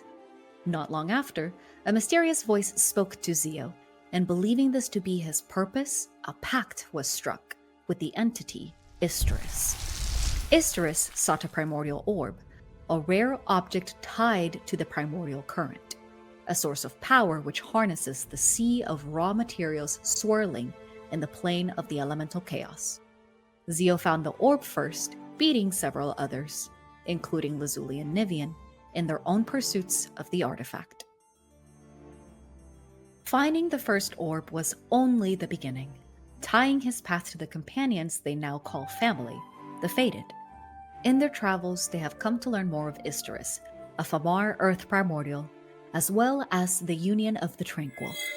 As creators of the primordial current, a centuries-long battle wages against the factions of the natural order: earth, wind, fire, and water. Isterus' dark influence and manipulations were revealed to Xio through the wisdom of Halides, the Vacron Air primordial member of the Tranquil. Seeking out more primordial current orbs, Xio found themselves contending against Wit and Alma, the avatars of Coletra and Glacia respectively, the Union of the Tranquil's fire and water contingents. These chosen warriors who seek to destroy the primordial current believe that no one should harness its power. Halides believes the current should not be destroyed, but rather shared with the world. Xio aims to understand the primordial current. It is during these times that Xio learns Isterus' goal of vengeance against Sunwall, wanting the current for himself. Xio severed his warlock pact with Isterus, unwilling to follow the morals of an entity that seeks retribution and destruction. After the severing of this pact, Xio, in their weakened state, fell victim to necrotic energies that, without the strength provided by Isterus, killed them outright. Thankfully, Xio was revived by the party's healer Echinacea. Despite this setback, Xio has managed to obtain 2 more primordial current orbs from under the noses of Wit and Alma. Following Xio's death and resurrection, Halides awakened Xio's primordial soul powers, revealing them to be a descendant of Vacron heritage and a sorcerer by birthright. After learning that his body could only absorb a set number of orbs before absorbing him into the primordial current, Xio grappled with their desire to continue collecting this power. In order to convince Coletra and Glacia not to destroy the current, they initially believed they would need every boon they could get. However, over the course of a conversation with Ishror, a silver dragon and Lazuli's adoptive father, Xio found themselves rejecting their impulse to consume any more primordial current orbs. Upon meeting the spirit caller Isandro, Xio found himself drawn to the practice of communing with the Amine spirits of Ayosha, and drawn to the practitioner himself. Throughout their travels, Xio has begun to train as a spirit caller in their own right, navigating an uneasy alliance with Wit, a deepening of animosity with Alma, and a newfound connection to the natural world. Xio travels the corners of Tolesh with his fated companions, seeking an understanding of the current, its place in the balance, and any thread that will allow him to heal the pain the primordial current has caused.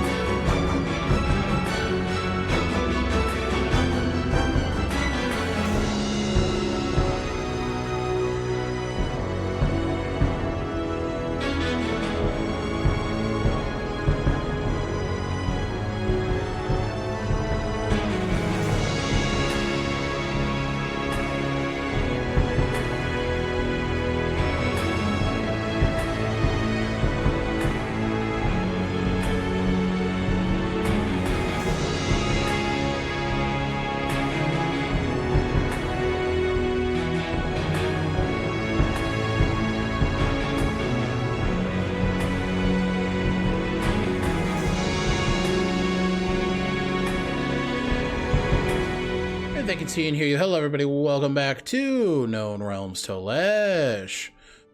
We're back, and we're going to pick up with Mr. Whistle. You've just finished your lunch with Reeves. It was delicious. All right. Oh, that's much better. I could take a fucking nap. I'm gonna take a nap. I'm gonna take a fucking nap. What about Lady Whitmore? Oh shit! All right, let's go. It's all right. No, take a nap? Nope. I'm a grown man. I don't need naps. All right, then they'll head back up to the Whitmore estate. Ooh. And go looking for Elizabeth Whitmore. Okay. You make your way up to the Whitmore estate, and you make your way in. You see some of the trainees. They maintain their... a lot of them are just kind of lingering in the training grounds and having conversations, and it seems to have... when training is not happening, it kind of becomes a bit of a communal space for the Ducal Guard. Like there's a lot of camaraderie here. There's a lot of there's a lot of desire to linger and sort of hang out with people who are newly becoming friends and allies, and so there's always something going on. But you make your way into the estate, and you're met by Roderick, the same Earth Ganassi Ducal Guard that Xio had spoken to in the morning. And he goes, yes, Commander Whistle. What can I do for you? Relax, Roderick. Relaxing. But perhaps you can help us. We're looking for Elizabeth Whitmore. Why? Private matter. Okay. She is upstairs in her quarters. Perfect. As you were. And head on back. Head on Stands upstairs. out, continues to watch the front door. You make your way upwards, and you head to Elizabeth's quarters. You see two Ducal Guards stood outside. I think before he goes in, he'll just ask them. He'll gesture one of them away from the door, and just. How's it going? How's she been? Kind of look at each other. Permission to speak freely, sir? Granted. She's awful. Yeah, that checks out. What's she been awful about? She's quite rude. And there was a conversation between her and the Lord of the House. She seems to be on a spiteful spree. Yeah. She's good at hurting people. Lucian most of all. Very much so. The Lord did not seem very pleased. Well,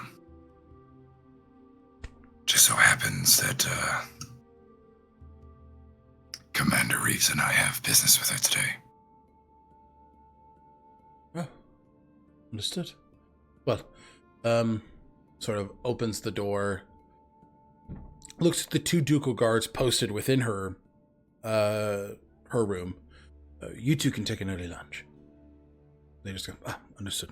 Bow and bow to both you and Reeves as they head out. You hear running water a little far off in the room. The guard that you're looking at, a tiefling individual, this sort of deep blue skin, bright yellow eyes, a very cleft lip. They just, yes, well, I believe it is a bathing hour, but there is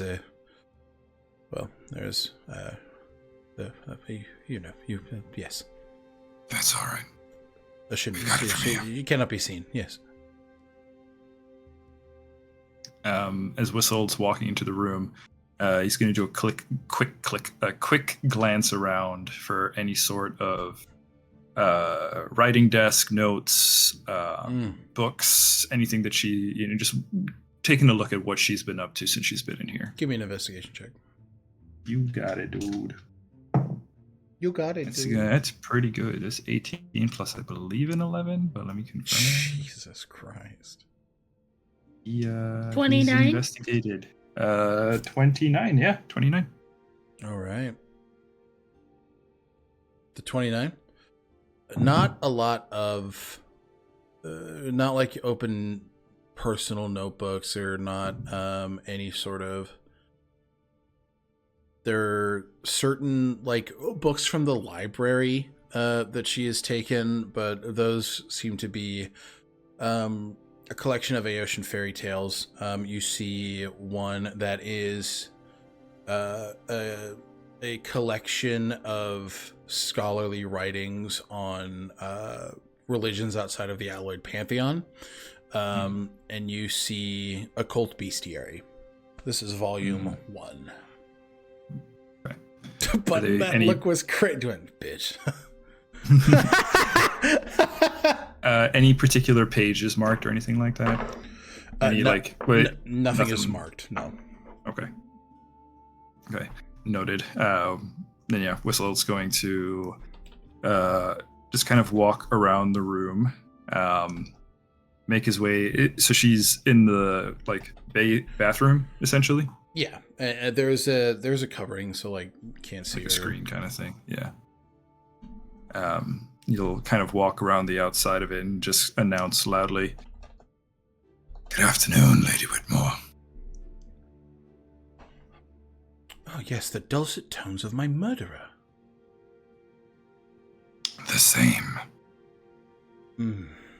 What can I do for you, Commander Whistle? How does it feel to find station upon my grave? Well, I see why you keep your nose up in the air so much.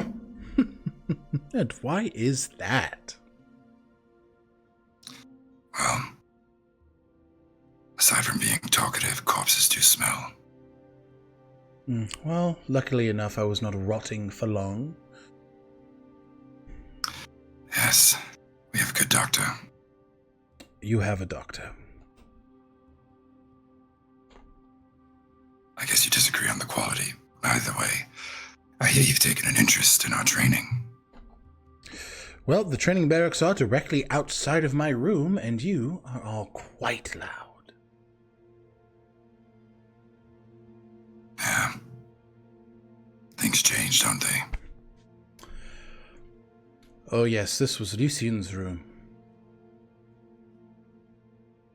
Was it? It was. And now, he is the master veteran, and here you are. Ah, yes. Another one of you lot, rubbing it in my face. For what purpose? Why are you here? Well, I was just curious, given that you seem to have an interest in our training. Perhaps you might have questions. I was hoping to enlighten you, if there were any. Don't flatter yourselves. There are pretty sights out there, and I am bored. Give me an insight check. Yeah. Ooh. 17 plus an insight of 6 for 23. Oh, she's being dodgy. She's absolutely being deceptive here. Yeah. Okay. Whistle's going to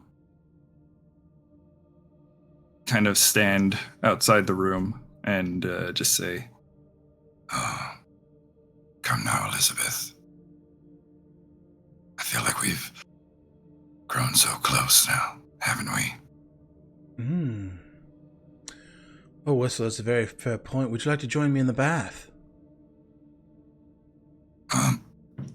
As much as I'd like you to be revealing, maybe not in that sense. Yes, you are quite entangled with another. I'm a simple man. You'd have to be more specific. Oh, you are not simple.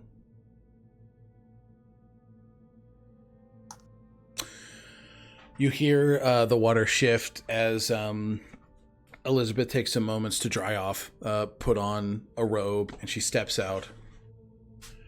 You're not going to let this go, are you? No.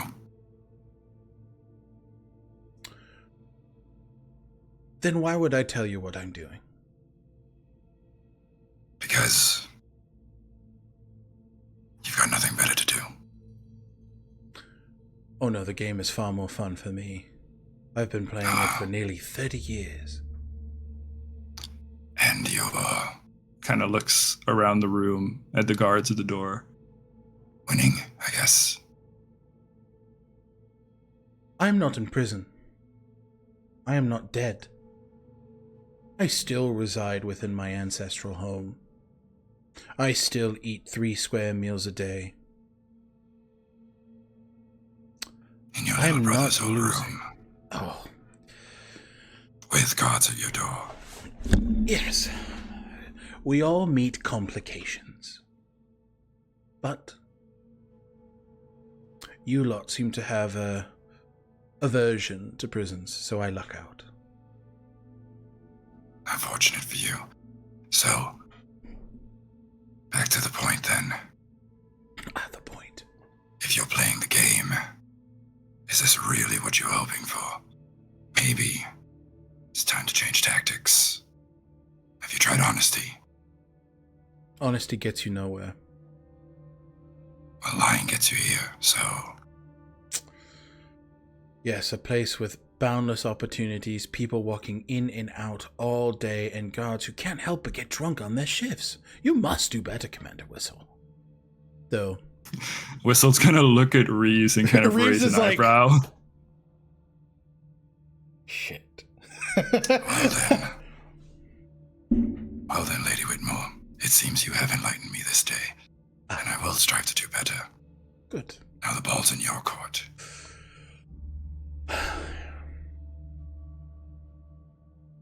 If we're speaking honestly, Only way I speak. what would you give to save Nikolai? Right now, here, today. Whistle's going to pause and just lock eyes with her. Mm. Can I roll another insight check or keep the previous roll? Like, how legit is this? Roll me an insight check. Okay. This is, we're on to a different topic here. This enough. dictates a new roll. 6. I'm going to use inspiration. No soundboards today, baby. You got 2 more, bud. Okay, I'm going to use the second one. I went from a 6 to a 2. Damn. All right. I'm not going to use another one. 11 plus 11 for 22. Oh, okay. Oh, no, wait. Insight. Sorry. That was investigation. 11 plus 6, 17. 17. While she doesn't seem immediately deceptive, she's definitely playing a game. Mm. She is definitely luring you down a path of her choosing. Seems I underestimated our intimacy. Yes.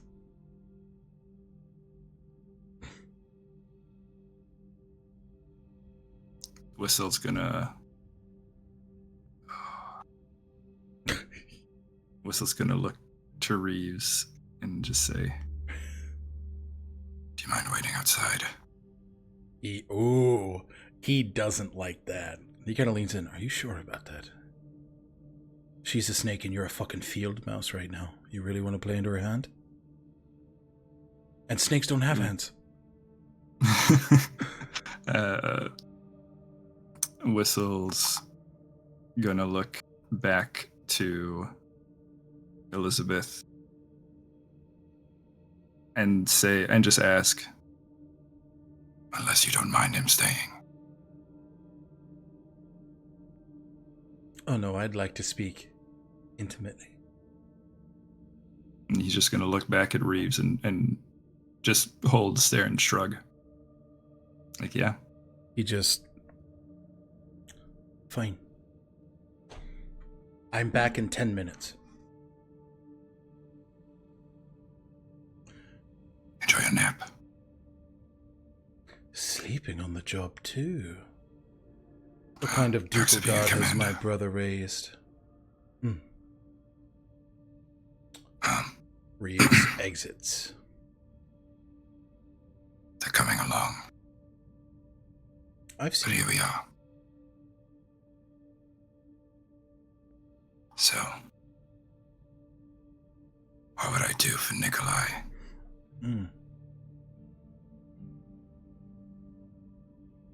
I'd do anything.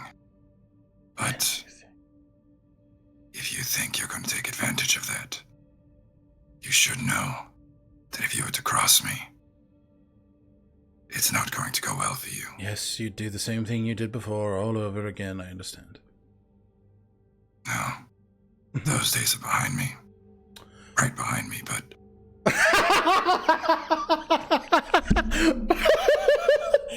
Inspiration point, that really is good. Right behind me, but still, I still. Back up to 2. Yeah!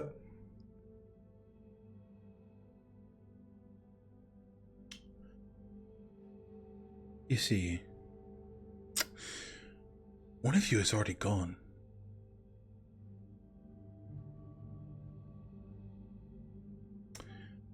Maybe you could leave too.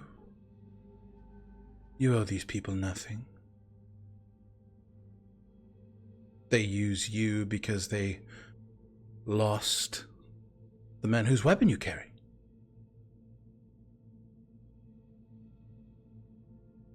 You are but an replacement.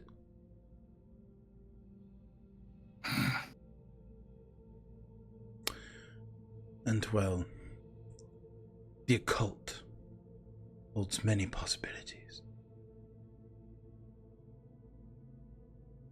It would take something like old magic to deal with. She sort of looks at Nikolai. To contend with even older magic.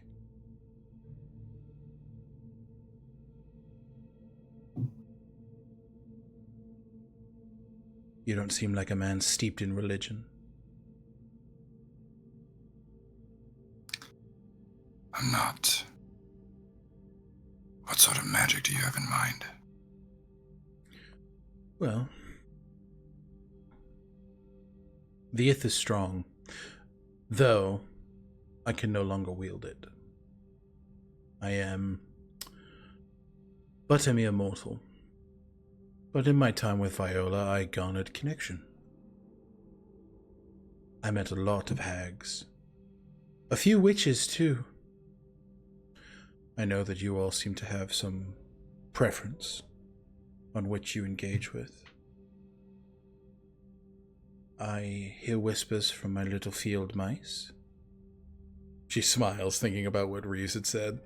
Mm-hmm. You plan to leave the city soon?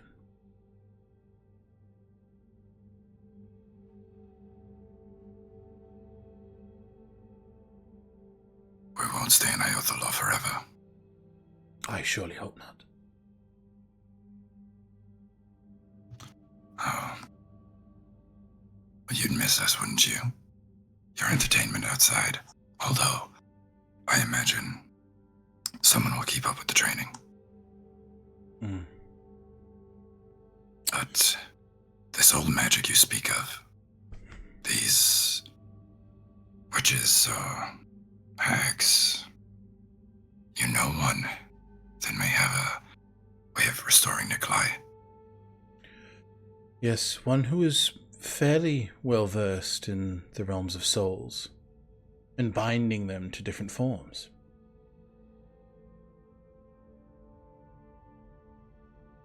They have a name.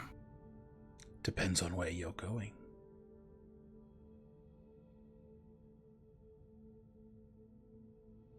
Well, as you stated, I'm just a sword for hire. I don't make those decisions. A bit above my pay grade. That's a lie. I will say. Roll me a deception check, please. I don't know where I'm going. She's like, I'm just saying shit to hurt your feelings, and I know you don't believe. Whistles. He's playing the game. Yeah. He's 17 deception, 16 and a 1. 16 plus 1. She sort of leans in. Now I know that is not true.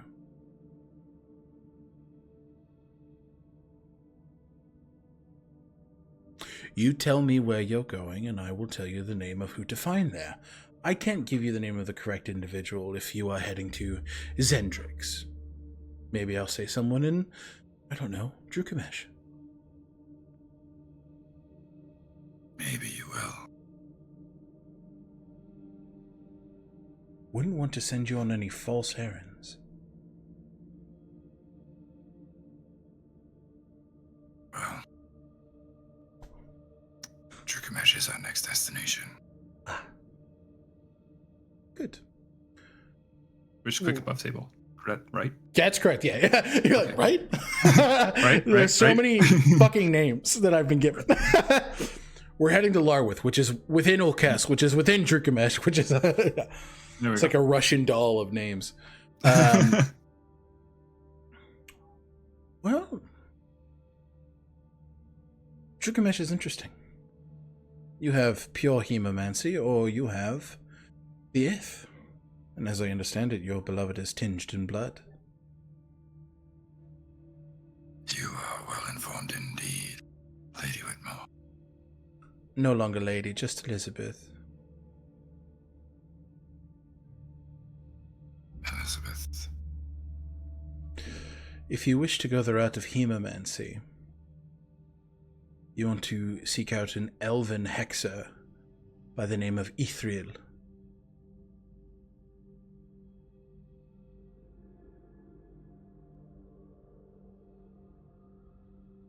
And, what can you tell me about this Ithriel? Well, Ithriel is a master at the sanguine arts. I've heard stories of her taking the blood of one and injecting it into the body of another, allowing the souls to coexist, allowing them to take the living blood of someone and to pour it into a willing vessel, to transmogrify blood and bring life to the physical form. Do you have access to his body? Currently, no. You would need that But- for her. Well, you'd need it for both. I do believe his body is still present, accessible. Hmm. Well, I would recommend securing that. And, this Ithriel works for charity, I'm assuming. No. No, she does not. She works for pay, or should ask you to complete a job. She has to know you are worth her time.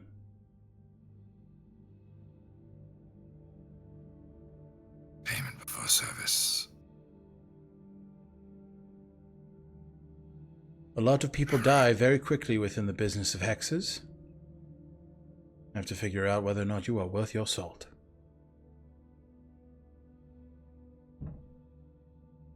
Very well. Where can I find this Ithriel? Well, she lives within the Drukameshian wilds, north of Ulkes. That's the capital.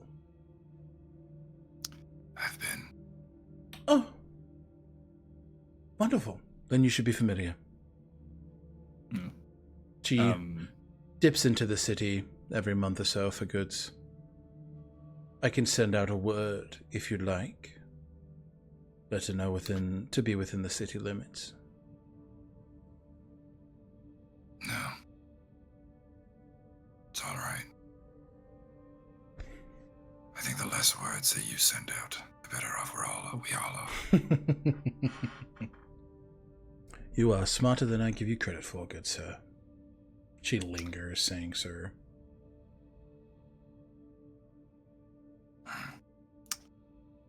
Well, Elizabeth, I'll let you get dressed. I've enjoyed our little talk. As have I. And He'll stop by the door. if you want a better view, sure the guards would be willing to escort you downstairs. I have a great view as is. Thank you, Commander. And you leave. Reeves is like kind of standing nervously outside, like, are you good? Yeah, I've just betrayed the Fated, and as soon as Echinacea and Xio are back, they're done, and I'll burn the city down. I'll have to kill you. Pets him on the shoulder. Oh, fuck, you Let's can't go. say that. Listen, as someone who was a puppet for 60 fucking years, you can't say that to me. Oh, shit. All right, let's If go. you think you're worried now, what's this I hear about sleeping gods? It was drinking, and I'm sorry. That is my fault. I'll correct it. I apologize. You begin to step outward, and as you make it out of the Whitmore estate, coming into the city, you do see a Sandro. And that is where we are going to pan over. Angie's face.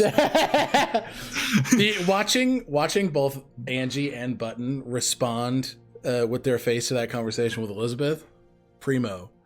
Oh boy, oh boy, oh Is boy, she oh boy. trying to fuck him? What is going on? She knows that man is what gay. are we talking about? Yeah, no. She's playing the game. She's not playing the game. Yeah.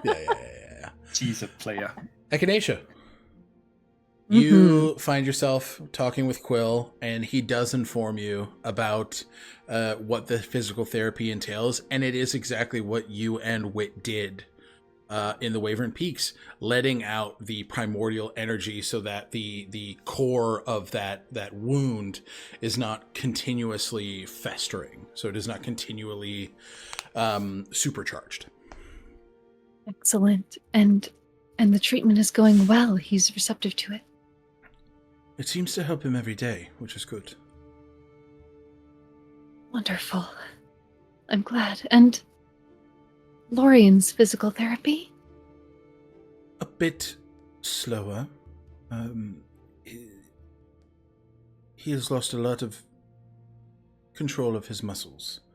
But in time, he will gain full mobility. It's just taking him more time to regain it.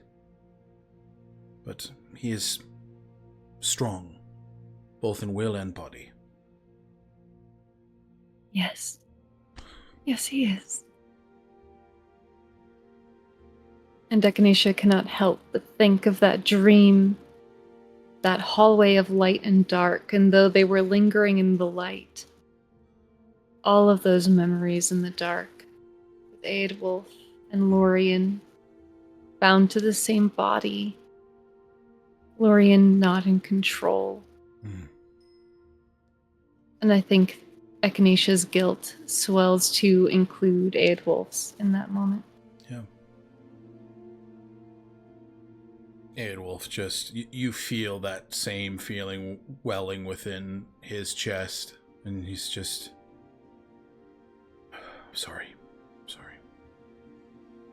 I don't need you to apologize, Aedwulf. We have all been bound in one way or another. That's true. And our work now is in freeing ourselves together. I do not begrudge you your bondage. Thank you. And, in the words of someone I deeply respect, let us continue to become ungovernable.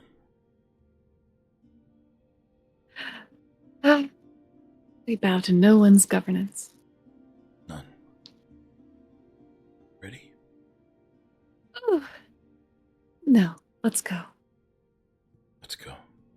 You feel as out of your forearm a shadowed hand clasps their hand around yours as Aedwulf just offers a reassuring squeeze as you make your way forward to Lorian's room. How do you approach? They hold that hand tight. If you want, after Lorian and I speak, you could manifest. Perhaps share a few words yourself. It's like you're inside my brain or something. It's like we're sharing thoughts. Yeah, there's, I would like that very much, thank you. Tell me life goes on. Life goes on. One way or another. Rejected or accepted. Step by step. It's a path we're walking together. Thank you for walking by my side. And they push his door open. You push the door open and you see Lorian, who also has received a haircut. It is more slicked back than normal. It is in a very low bun. It's a little longer than Wit's, but very, very tight ponytail as he walks with these crutches and is just sort of doing little paces around the room. It's very clear that his focus is so intense right now. He's just, you hear him sort of mutter under his breath, "You're going to take a step, and you're going to take it right now. 1, 2, 3. He takes a small step. He says, "There it is. There it is. One more. 1, 2, 3. Takes another step. And he's just, damn right. The room smells of sort of cedar incense as a teapot that you find very familiar, as it is one from your home with him. One that you bought for him as a birthday gift sometime within that course of memory that you have. But yeah, you can tell that he's working on that. Immediately, Echinacea fears that their presence is going to cause him to misstep and harm himself. They cast invisibility upon themselves. Okay. And they scoot back outside the door. Or no, they don't. They're invisible. They will walk into the room and wait until he is near, until his progress has taken him near somewhere where he can sit. Yeah, as Quill said, the progress is slow. So he's only up for probably another 2 or 3 minutes. But he immediately sits back down on the side of the bed and just sort of props the crutches up and takes a couple deep breaths and takes the ponytail out and just slowly begins to sit himself up in bed. Okay. Then Echinacea leaves the room, chides themselves for not knocking in the first place, and they knock. Egret, we already did lunch. I don't think you're supposed to be here. But come in anyway. I love seeing you. Perhaps not.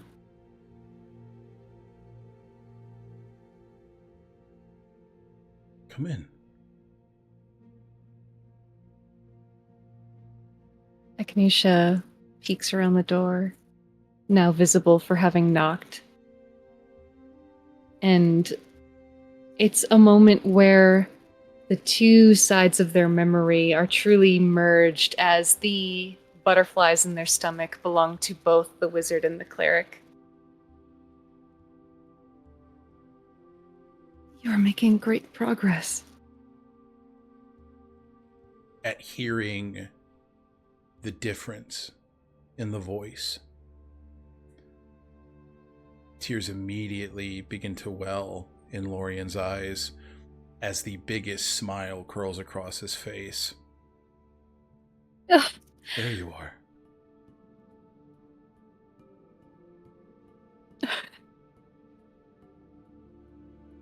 It's a sight for sore eyes, that smile. Hi.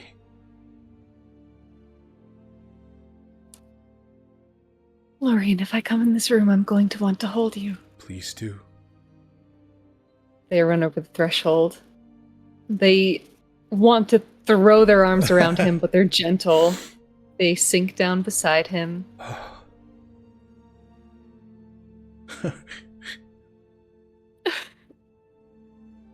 Oh.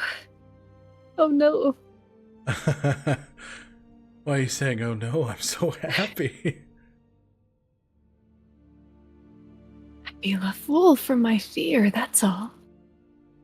I'm not that scary. Oh, yes you are. Yes you are. You remember me. Not enough, but I remember. Half a century. By your side. Oh, wow. I still can't remember our wedding. It makes me furious. It's okay. It's, No, it's not okay. I need to know. I've been told it was beautiful. It was. And I want to hear as soon as you find it. As soon as you find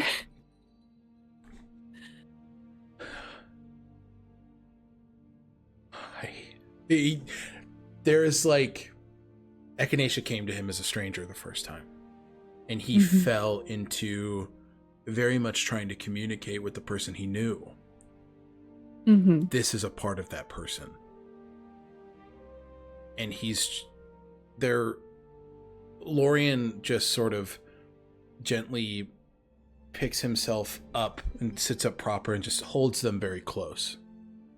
In that tightness that Echinacea is wanting to give, Lorian initiates and as tightly as he can squeezes them. And Echinacea now remembers what it used to feel like to be held by Lorian, and they feel how much strength he has lost in those 56 years while they were trapped in the Feywild and he was left here to kill his kin. And the weight of that, the understanding of that, which the Echinacea with so much memory loss could comprehend but not understand, now floods in.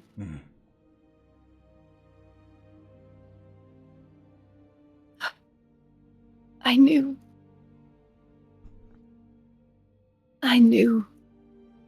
Even when we first saw each other, that I held you in my heart.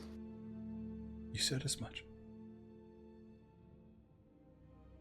And I told you that if I had you in my mind still, if it hadn't been taken away from me, that I would love you still. And I was right. You have returned to my mind, and I love every inch of you, but if you don't feel the same, you need only say the words. If you told me to leave, I would do it. If you told me to never speak of love in your Echinacea. presence again, then I would strike the word from my tongue. Whatever you wish, I will do it. Echinacea. I will do it. I have loved. I do love. And I will love you for as long as I draw breath. For as long as the sun sets and rises. For as long as I get to be a part of this world, I will love you. That has never changed. I loved you when you did not remember me. I love you as you do now.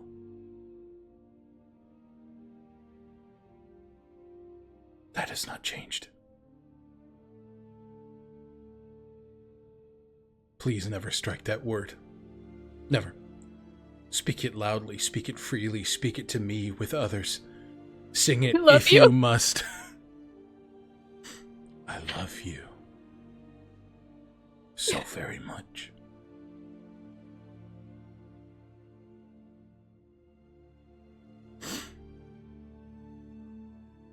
You told me to take moments for me on my journey. Yes. Could we take this moment? Could I just hold you? He scoots over, pats the bed. Yes. Please. Please. And Echinacea just holds him for a long time, I think. Just whispering over and over, I love you. I love you. And I'm so sorry. I love you. And they cry until their eyes are dry. Over the course of it, Lorian reciprocating the I love yous, almost singing them to you after a certain point. You have been offered a bardic inspiration. So you can take a D10, bardic inspiration. And you look up to see dancing lights mirroring that of the first night you and Lorian met. Oh, it's so calm. Shut up. Okay, you can leave now. I'm very good at calm lighting. Making it calm. Yeah.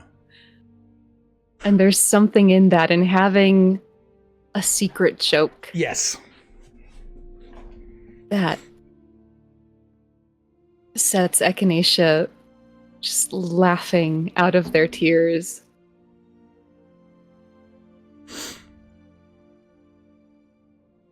It's good to hear you laugh.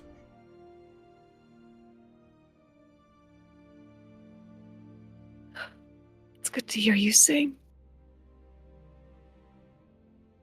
Tell me everything. Tell me about your recuperation. I hear it's going well.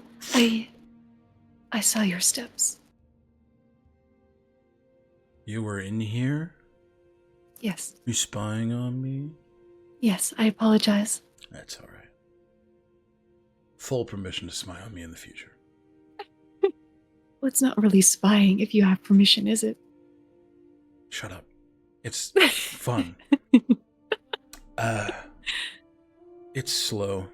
Egret wants to be very kind. And Egret has written about Lorian's improvement in her letters. Lorian has written some of it. He's been far more curious about what you have been doing. He's been wanting to keep up with you, and having this memory of Lorian now, he hasn't wanted to focus on his suffering, because he knows that would become like the tunnel vision of Echinacea's mind, right? And so he's right. He's right. Yeah. So he's kept it to like the beautiful things he's seen and like the funny things that Egret has said. He's mentioned Wit and how, you know, he's kind of a little shithead, but like I think he's good shit. He's stolen my pudding a couple times. But you know what? That's fine. He's like, you know what? If he needs it more than I do, he needs it more than I do. I have plenty of pudding. And plus, Dorlin has been right.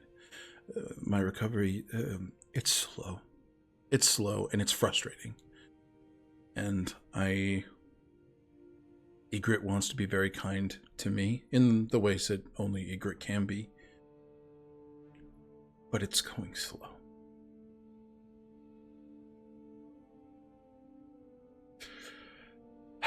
Echinacea looks in his face to see if it is frustration or shame or something else that has brought the downturn to his voice. Give me an insight check. Insight check!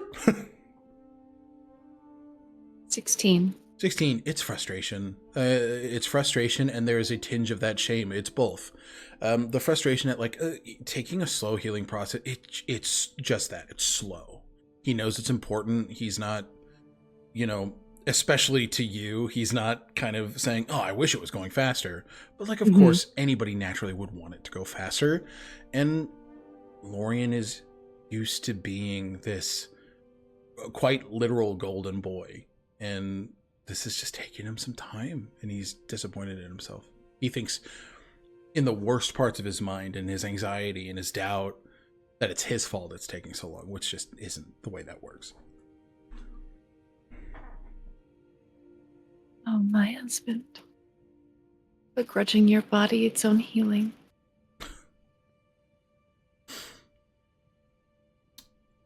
What a foolish thing to do as the husband of a doctor.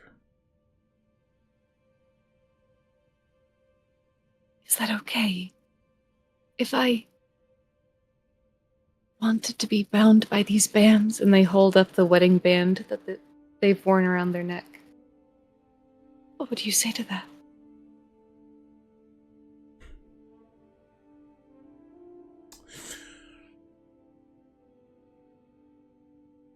I would say yes 1,000 times over.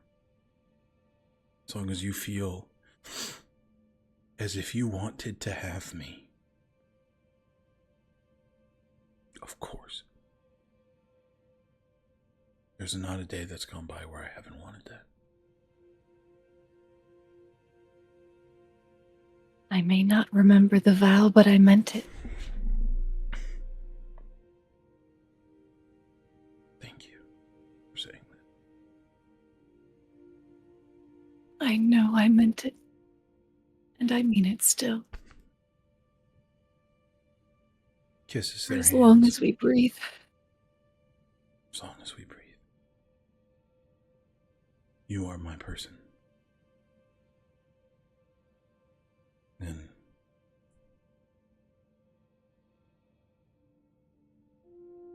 you can see his mind go to Thandoril. You were And my... Echinacea has... Yeah, they've informed him that Thandoril is around and ensorcelled. He didn't know it was you. Aidwolf tells me you never lifted your helm. That's true. Got hot in there. Angie. What? No, they were laughing at Lorian being stupid. It got hot in there. They're like, you fucking idiot. Dummy. No, but Aidwolf is right. I never did. I was never permitted to. And if Thandoril needs our help, your help, I fear as if, given Kerva's reach, then harm to me may come again. So not telling him about me, I think, was wise, and I appreciate that.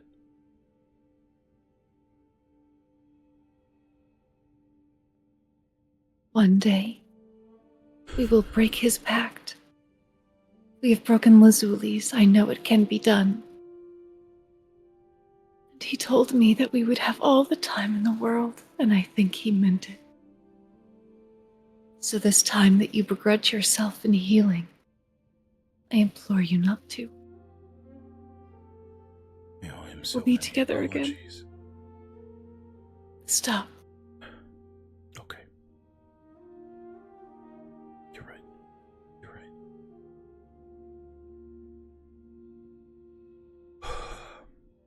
That's what I want. Not to pick up where we left off, but to be together as the people we've grown into. To begin again. I love you both so much. And to your point, Thandoril Malar does not say things he does not mean. So I believe him too.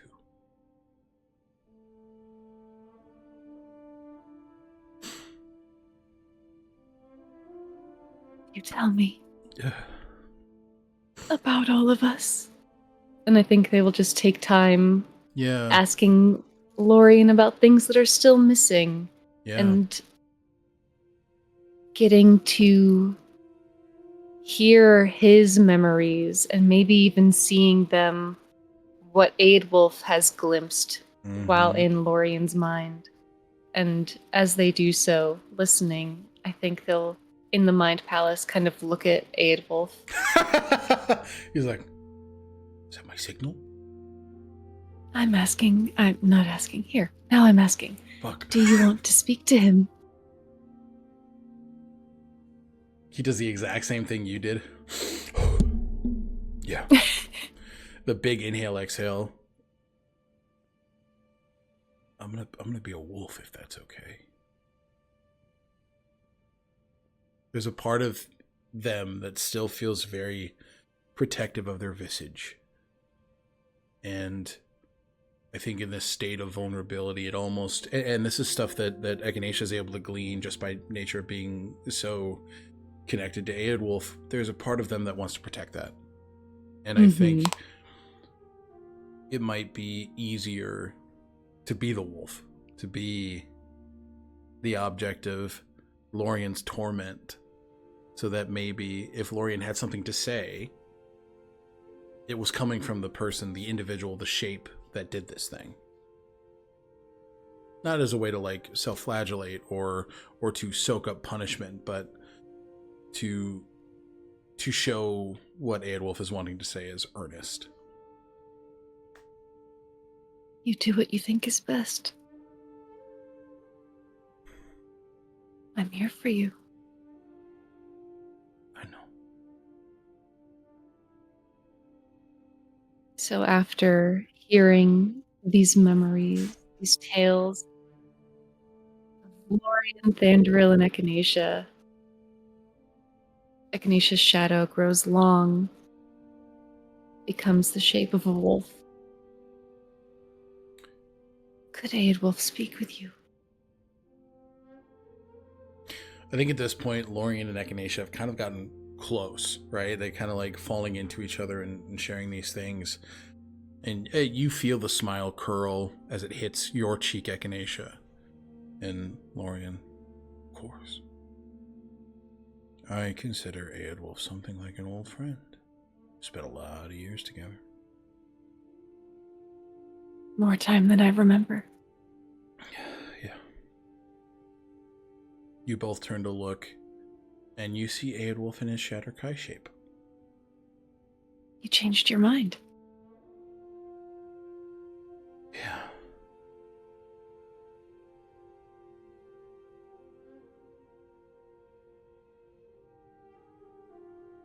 Sort of sits at the foot of the bed.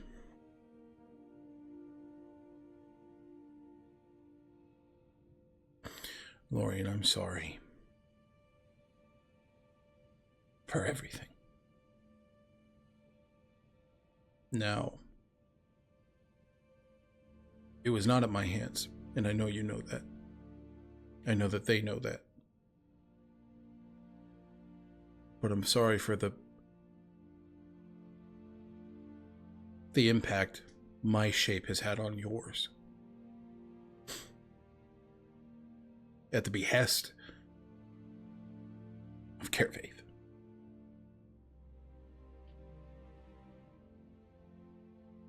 Towards the end of those decades, the light I saw came from you. It came from you. You asked me about myself. You made me remember that I was a person. But that was taken away from me.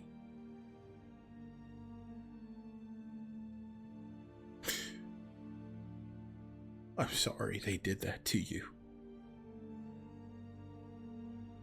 For as much responsibility you put on yourself, it was not your fault. Just as it was not mine.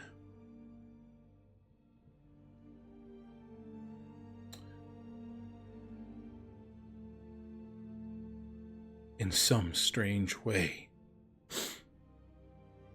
I'm happy I was bonded to you. Lorian. Now I do feel similarly, Eadwulf. I don't blame you. I never did. Eadwulf sort of scoots closer to the two of you. We know whose fault it is. And I promise you, in the same way that I promised them, my partner,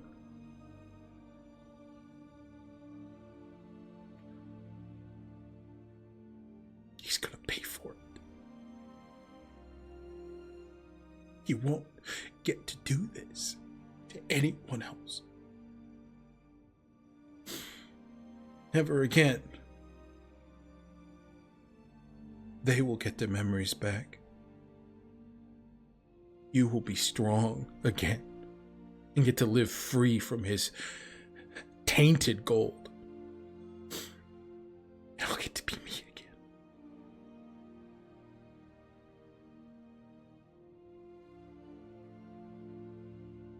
We didn't kill them.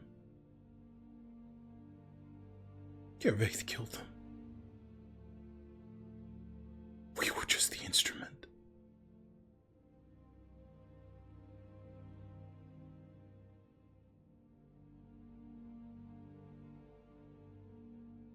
It won't happen again.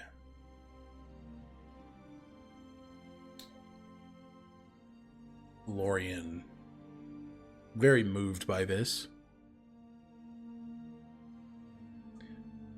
A promise for a promise, then. When I am healthy. He squeezes both of your hands. When I am strong. All of us will be there to fight him.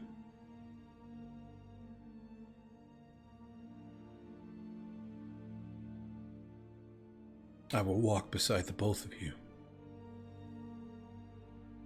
And Gervaith will answer for it. All of it.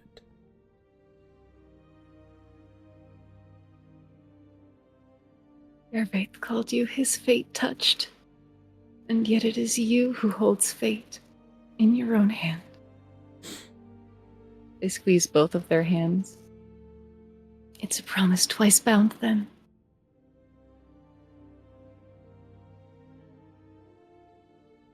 Puts a hand on Aedwulf's shoulder and pulls you into his side, Echinacea.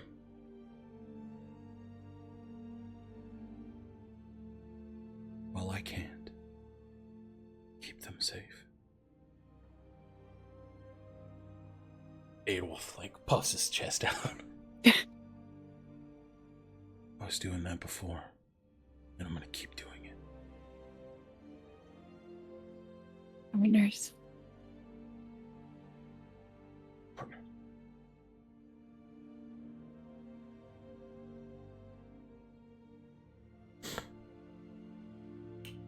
Lorian, yeah. Thank you, Aedwulf.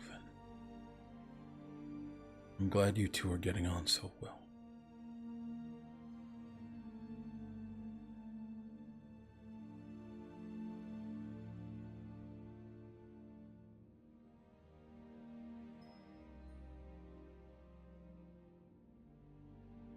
I would wish the same for the pair of you.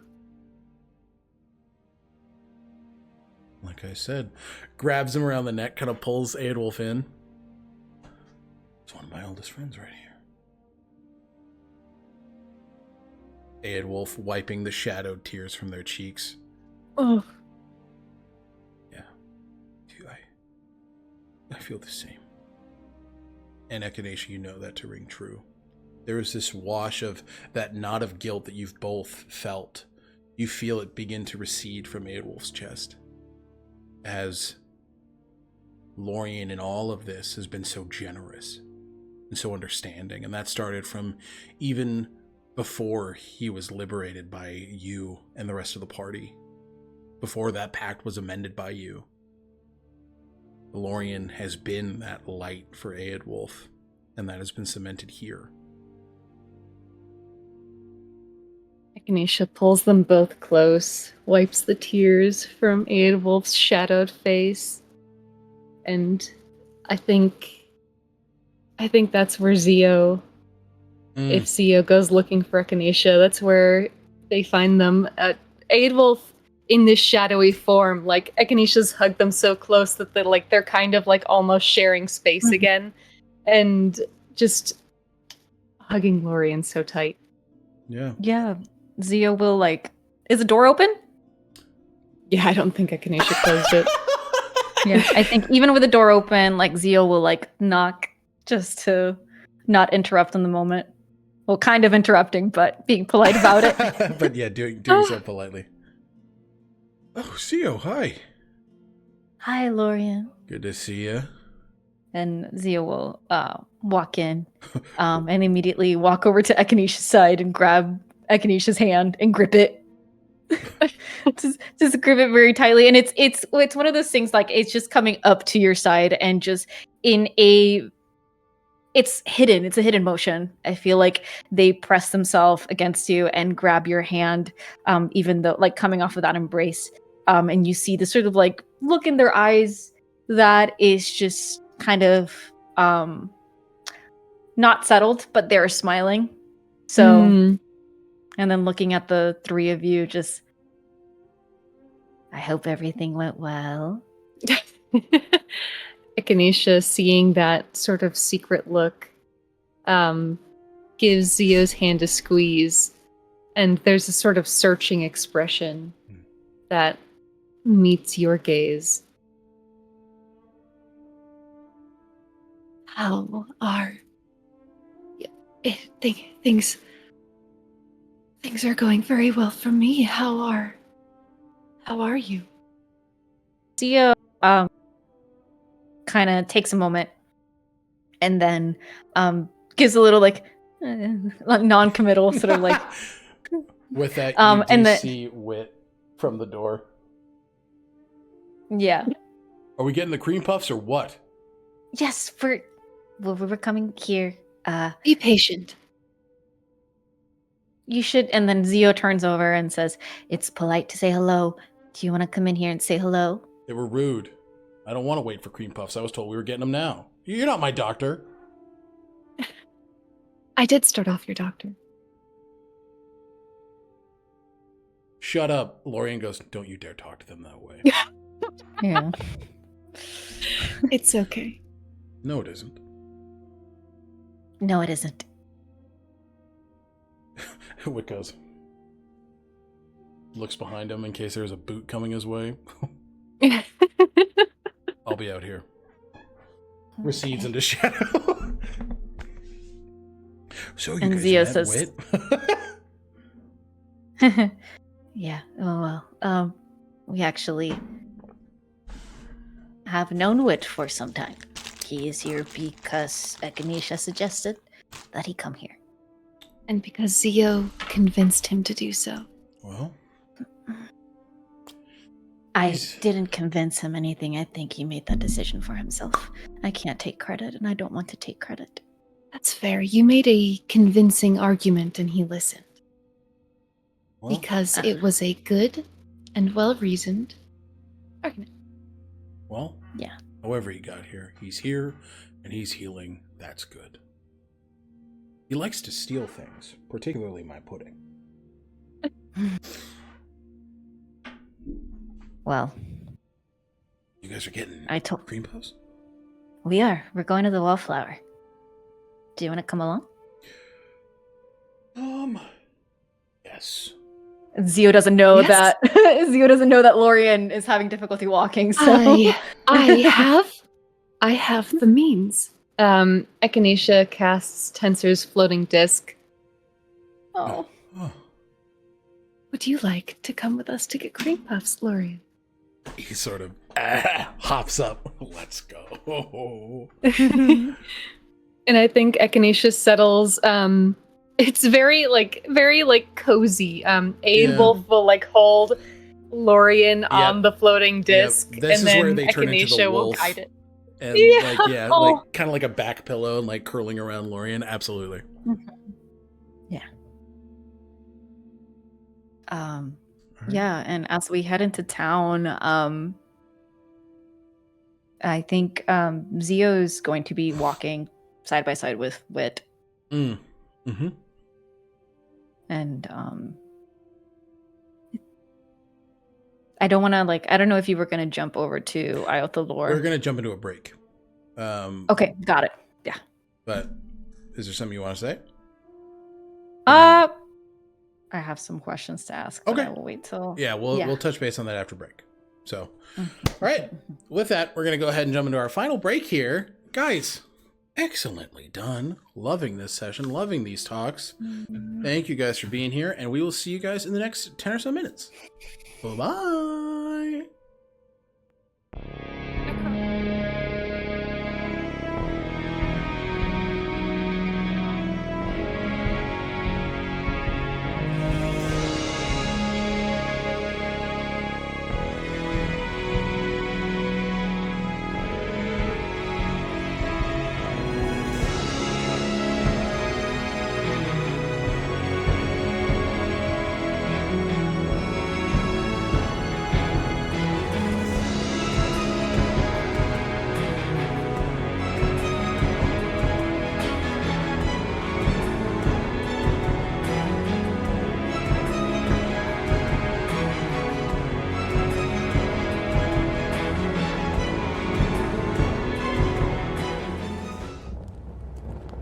Echinacea came to consciousness kneeling before Magus Arcanum agents in the smoldering Kaelkirk streets. No memories remained in their skull, except one, their hand ripping the heart out of the Arcanum agent Valor. Echinacea was taken into custody by none other than Valor's husband, the notorious Casimir. After a month in solitary confinement, Casimir's intrusion into Echinacea's mind revealed that the false memory of killing Valor was planted by the Winter Court Fey Queen Coliata. Casimir uncovered a true memory hidden beneath the false one the night Echinacea met their husband, Lorian Belnades Larethian. Despite discovering Echinacea's innocence, the Arcanum refused to release them, keeping them locked in Casimir's tower.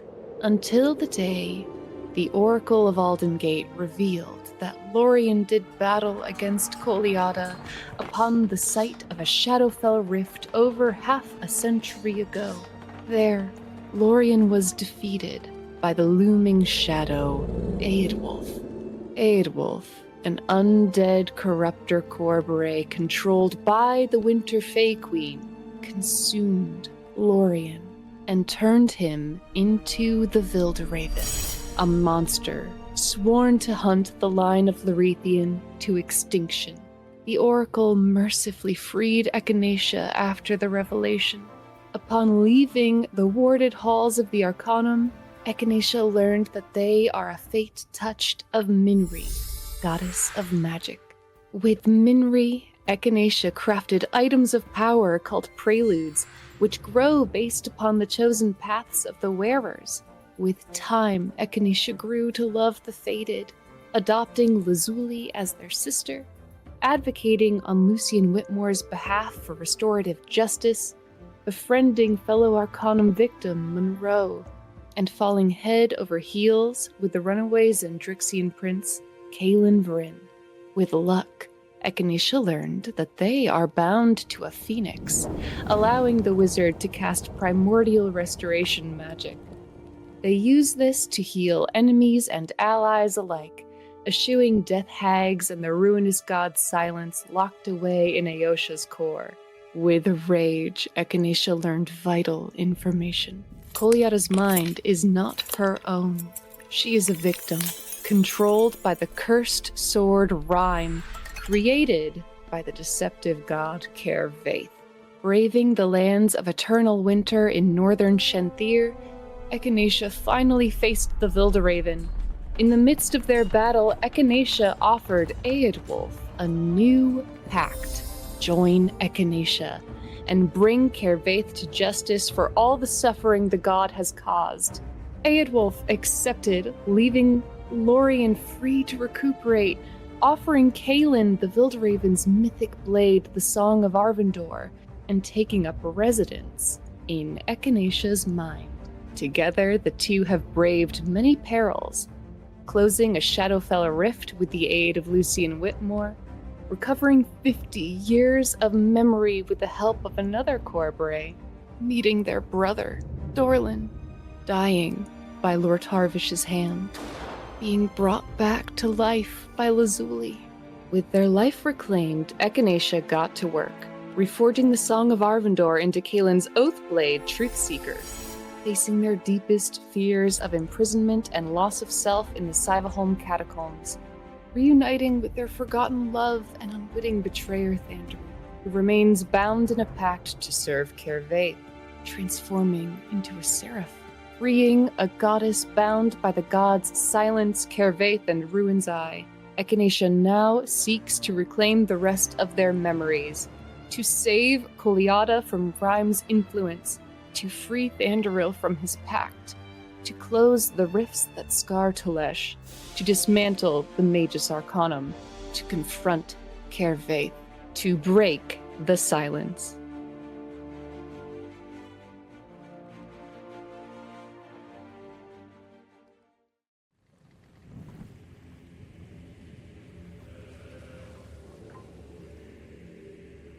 Whistle, the Hobgoblin fighter, was born and raised among the Iron Legionnaires to be a soldier, a tool for conquest. A veteran of numerous campaigns against the Scorched Isles, Whistle earned the recognition of the draconic captain Isradon of the Alaric, a mighty Titan-class ship. Steadily climbing the ranks of the Alaric's crew and garnering a reputation for efficiency, Whistle was eventually charged to lead a covert mission. He was tasked with leading a team to steal a Divanthier tome from the famous Larwith Academy in Drukamesh. His life changed when on a mission, he was compromised by the only thing his grooming amongst the Legionnaires could never prepare him for. He fell in love. Whistle's budding affections for Nikolai, a Divanthier scholar at the Academy, blossomed into a romance that threatened his entire mission. Everything came to a head when Nikolai attempted to stop Whistle's team as they secured the Divanthier tome. Nikolai was shot by Whistle's ally, Lord Tarvish, and as he died in Whistle's arms, something miraculous happened. Nikolai's soul was imbued into a Divanthier dagger that the two men had bonded over during their brief time together. Since then, Whistle has abandoned his Iron Legionnaire objectives and his team from the Alaric mission. Tricking Lord Tarvish into believing he had the Divanthier tome, Whistle sent his crew back to the Alaric. Now isolated from his former crew, he has dedicated himself to discovering a means of restoring Nikolai. After encountering the Fated and witnessing their crusade against the great evils that threaten the world, Whistle has found allies to aid him on the path to redemption and acceptance. It was not long before Whistle learned that he is the subject of a Divanthier prophecy, a leader destined to unite the Ally-born and save his love in the process. Unfortunately, the trick Whistle played on his Legionnaire crewmates only bought him so much time. After a failed attempt to retrieve the book by Viper's Hand mercenaries, Whistle's Alaric crewmates took matters into their own hands and attacked members of his new party.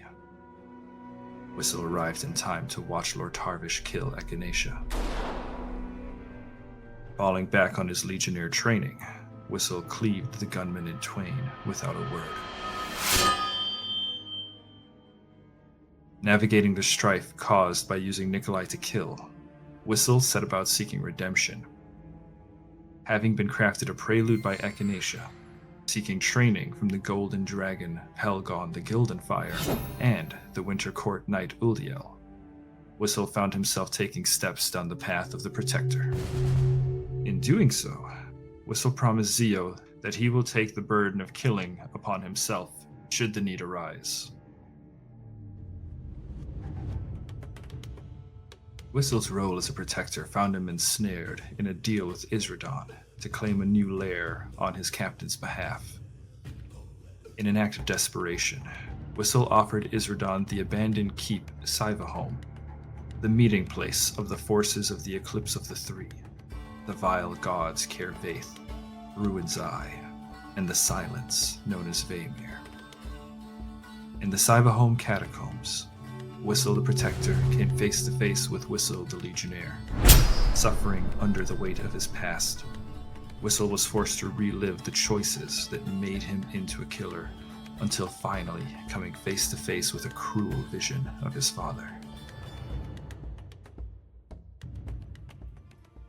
In that moment, the sight of Lazuli under attack broke Whistle free of the past. The Protector persevered, buoyed by the faith of his party and his love for Nikolai. Now, Whistle has abandoned his Iron Legionnaires and thus earned the ire of his former draconic master.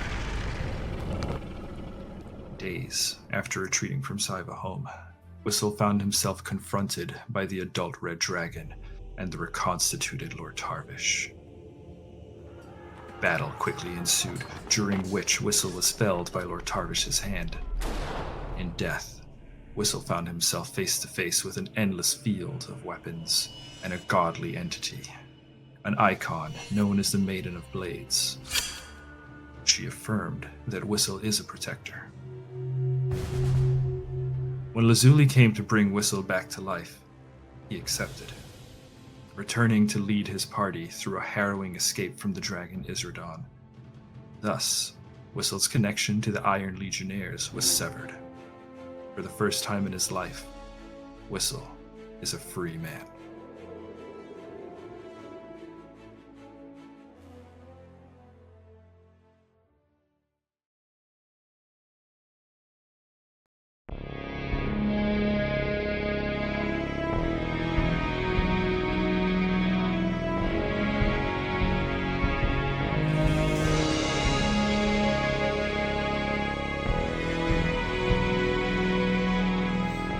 Here. Hello, everybody. Welcome back. Welcome back.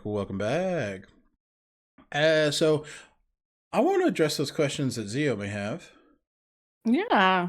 And then we'll... No, I think this just happens as we're like all walking, to the bakery. Just like little conversations. I think Xio looks back. at Echinacea, Lorian, and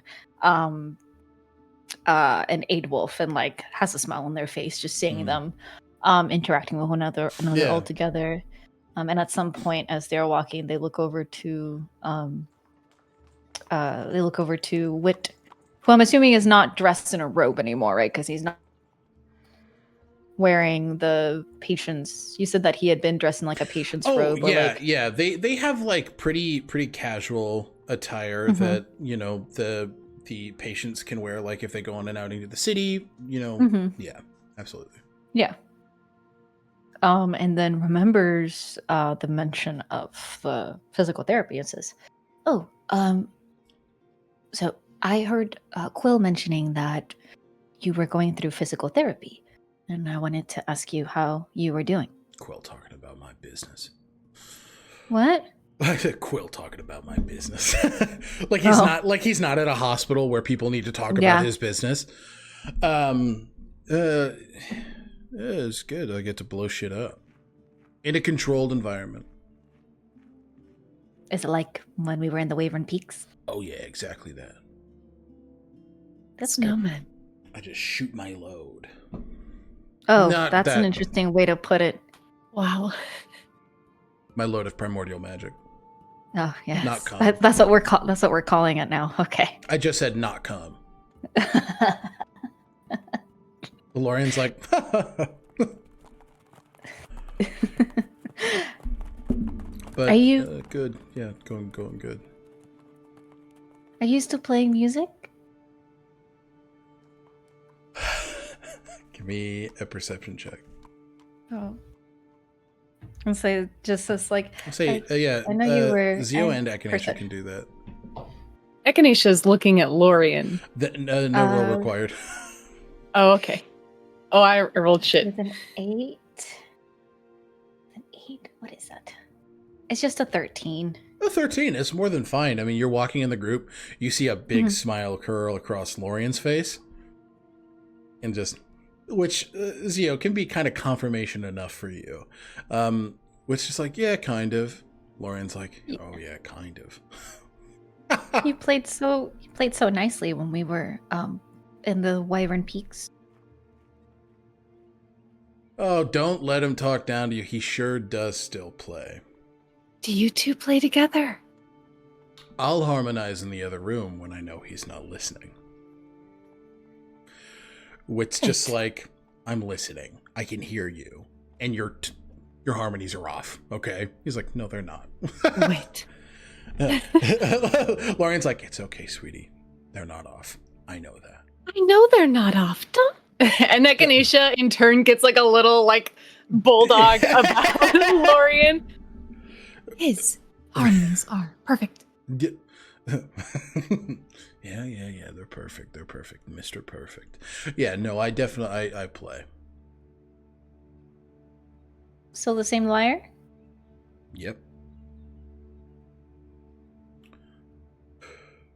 Got some drums too.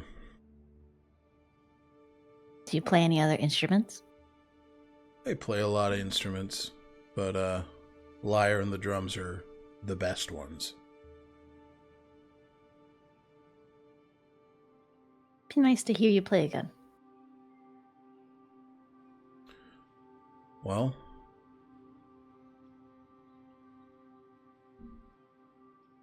maybe squints at Lorian. We should play. Lorian's like, sorry, I don't think I heard you. Did you ask if I wanted to play music with you? Wit's like, shut the fuck up. Just starts walking. I'd love to. Says, well, fine, then we can do that later. Excited to get to perform, but being such a fucking brat about it. Of Because course. Wit can't be anything other than a contrarian bitch. He can't have people know that he wants to do something, because that means, well, that means he's just like everybody else. Yeah, he's special. Yeah, he's so special. Mm-hmm. But honestly, that is an improvement, right? Because at first he didn't see himself as anything. Mm-hmm. He's gaining more of a personality, and it's rough right now. It's real rough right now. Yeah. But it's his. It's something he's formed for himself.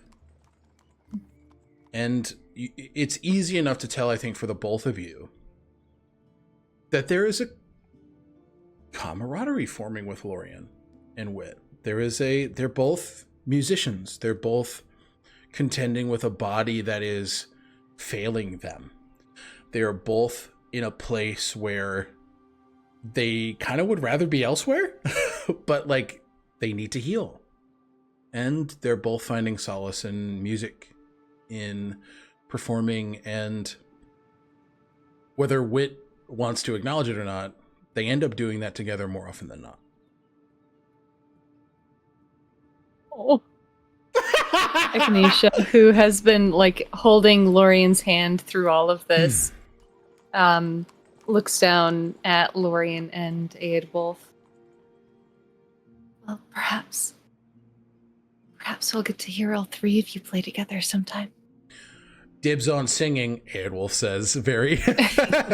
That's true. Lorian's like, I wouldn't take that away from you. I know you love it. Wit's like, I got a bad voice. Not in a good way, just a bad one. So, yeah, all right. Drums, and you can see, like, there's the excitement about something that is a passion, right? Like, I'll play the drums. Lorian, you can do strings. You're fine at that. And then the dog can sing. He's like, who the fuck is he calling a dog? Who the fuck? Echinacea and Aedwulf are like, who the fuck is he calling a dog, dude? His name is Aedwulf. Sorry, the wolf. Yeah, my apologies. No. Aedwulf. Look. Is that not a wolf? Yes. Sometimes. It is sometimes, but What do his you name, fucking his mean name, by sometimes? his name is Aedwulf. Not just a wolf. Is Aed. Quite literally, it's in his name. I know, it's kind of on the nose. Aedwulf. Mhm. Fine. Okay. While Wit's being a brat, Echinacea is going to pick up their sigil. Whistle, would you like cream puffs brought back? And we will transition over to whistle as you see Isandro and you get a hit on the sigil. Do you want cream puffs, dog? Or something else? What's a cream puff? Okay, you want those. Even just to try them. Are there any pastries? Do they have donuts? Raspberry tarts. I shall bring you donuts. Also raspberry tarts. We're gonna bring you... We are feasting and getting tummy aches tonight if you are interested. We're buying the whole bakery. Whistles kind of smiles. Yeah, I'm interested. Wonderful. One of everything. Understood. And he's gonna look up at Isandro, and obviously Echinacea and Xio can't see, but he's gonna say, I'll probably have company with me tonight. What a Two bold of thing to everything. assume. Understood. Okay. Calling my shot. Crazy. Called shot. Called shot. Shot to the heart, and you're to blame, darling. You give love Crazy. a bad name. Okay, so yeah, all right. You see Isandro, and Isandro does just Whistle. Hello, good to see you. I hope all is well. I'm trying to think if I'd metagame this to let Roderick's message be delivered first. Like, wait for him at the top of the stairs with Roderick. Ooh, you want meet him to ahead? Or meet ahead. sacrifice an inspiration point, and we'll do that. All right, yeah, I'll give you. Here's my play. Yeah, play Take it. that inspiration. No. Do it in the way that you love doing it. All right. Then Whistle's gonna just. Nah, Whistle's gonna you're not be... understanding me. Oh. Soundboard. Oh. Daddy, chill. No, this is a moment for uh-oh. All right, incredible. Yeah, so you we'll say then you paint us a scene. Where does Isandro find you? Isandro's making his way back to the estate. It's the Whistle kind of, as he's making his way down the stairs, looks ahead, maybe through a window by the door or something. Rich people have windows next to their doors. He'll spy Isandro and will post up inside That they and do. just wait. Yeah. So he'll post up inside, just by the staircase, arms folded, and wait for Isandro to come in. Okay. You get note from Roderick that the message has been sent. And soon after, Isandro comes in to find you where you described. Does Whistle see Roderick relay Xio's message to Isandro? Yes. All right. Okay. Yeah, because Whistle's gonna clock that. And Okay. Yep. gauge Yep. Isandro's response. Yep. Isandro nods and just takes it to heart. You can see that there's a deep breath, and just and give me an insight check if you want to gauge anything further. Got one more inspiration. Do I use it here? Yes. I called my shot. 18. From an 8 to an 18. And I'm not throwing away my shot. All right. Yes. So hang on. Insight plus 6. That's a 24 total for insight. 24. Incredible. No, that's great. There's a flurry of things, right? There's pain, and that the source of that pain is there's obviously a lot of care for Xio. There is concern for Xio, and there is confusion just based on, man, they're doing the work. Do they want to be here? Did I overreact? There's a lot of conflicting thoughts happening. But at the core of it, there is care for Xio. Okay. Angie, you're like, Whistle's gonna intercept him after the message and say, Sandro. hello, Whistle. Hello. What can I do You've for been busy. you? There's much work to do. Yes, just the other day Yesterday we encountered a pretty intense Amine. I was given the report, yes. I think Xio will tell me about that when they return. Yeah. They should be back fairly soon. With pastries, if you're interested. Oh, pastries. I do like a good pastry. Something called a cream puff.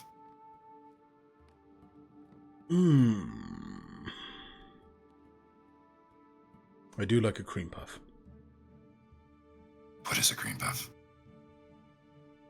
You just have to wait and find out. I don't wish to spoil the surprise for you. How have you been? Maintaining that insight check. There's a squint to that question, right? These two don't have a relationship. Not really, no. So there's an initial like, why do you care? Like, you don't know me. I really don't know you. Much like this city, I've seen better days, but much like this city, I will persist. How are you? Oh. Enlightened. Heard from Xio. About your...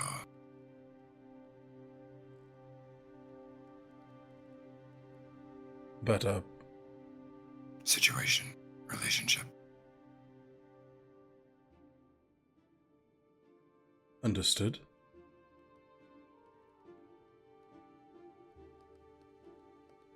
As you know, Xio's a close friend.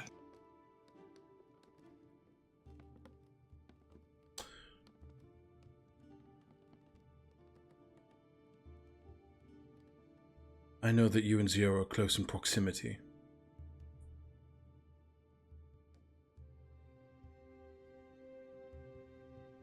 You see very clearly that Asandra holds his tongue. Does not say the first thing that comes to his mind. Please. Feel free to be honest. Xio's got quite a few friends here. And I can't help but notice you don't have quite as many people to hear you out. Is that what you're trying to be, a friend? To be perfectly honest with you, no. But I could be, depending on your answer.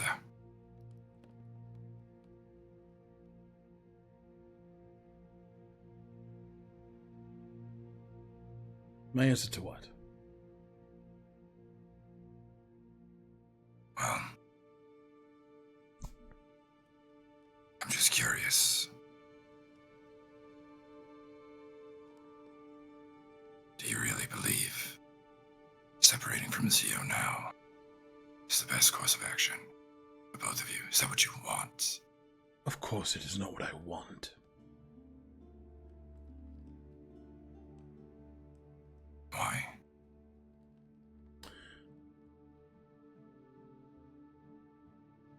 Because I love him.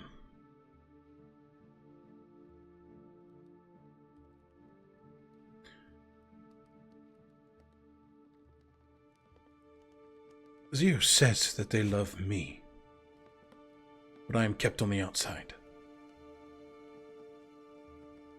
I'm not told the things that you and Echinacea are.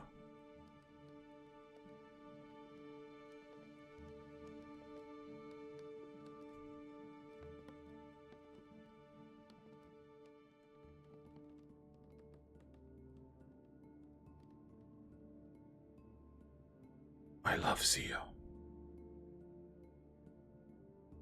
And I want them to want to be here.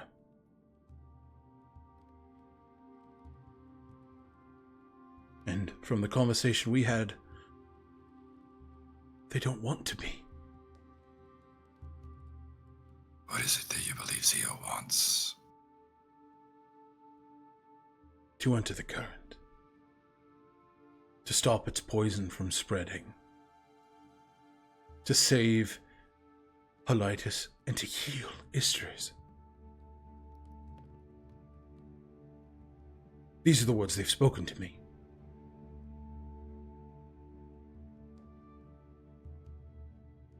I fail to see how that is something that you also would not want.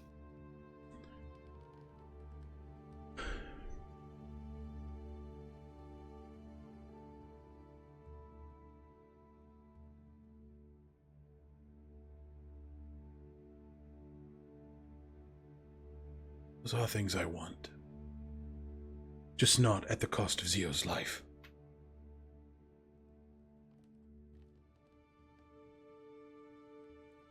You think Xio intends to throw his life away? They've said as much.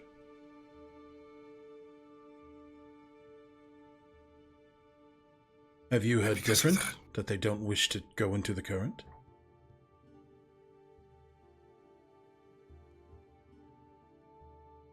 Xio's spoken to me about what it is that they want.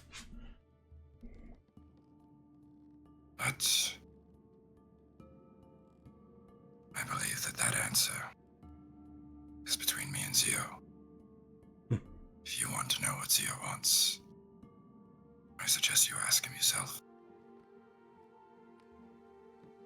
That's an incredibly bold thing to say to someone who has asked that very question. You just weren't around to hear it. It does not mean it didn't happen.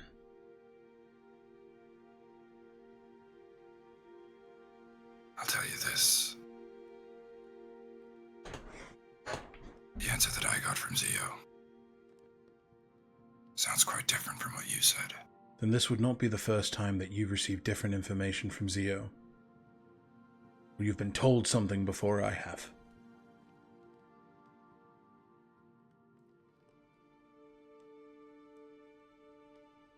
You want Xio to explain themselves to you. Be upfront and honest with you. It's kind of hard to do that when you choose to separate.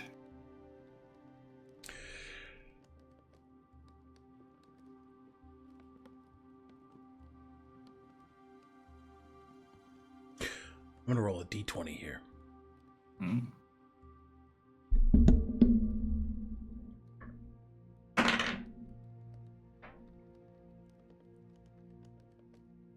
Takes a step forward.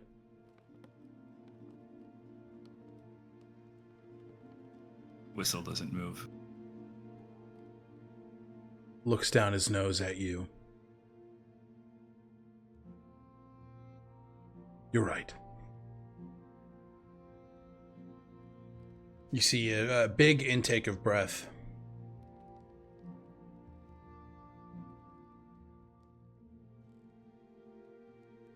I've been regretting my decision more and more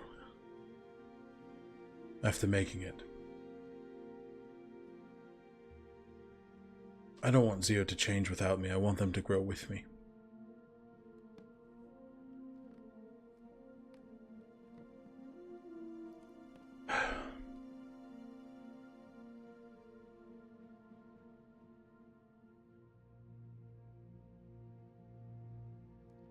I will talk to him.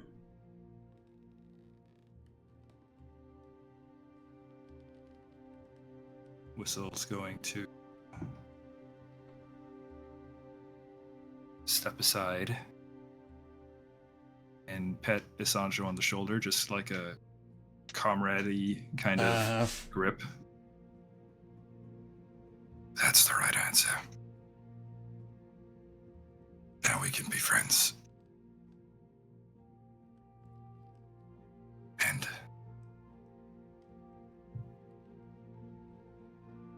like I said, might be worth talking to them tonight. There may even be cream puffs involved. I'm more interested in Xio than the cream puffs. Angie, you're fired. Get the fuck out of here. That's called a cream pie, actually. Whoa. You sick. What are those? Well, essentially, it's when. Okay. Whistle before he Please, like. please. Order in the court. Button's hitting the gavel. Shut the fuck up. Go ahead, David. as he's leaving, Whistle's just gonna say, Take it from somebody who can't hold the one that they love. If you have the chance, don't let them go.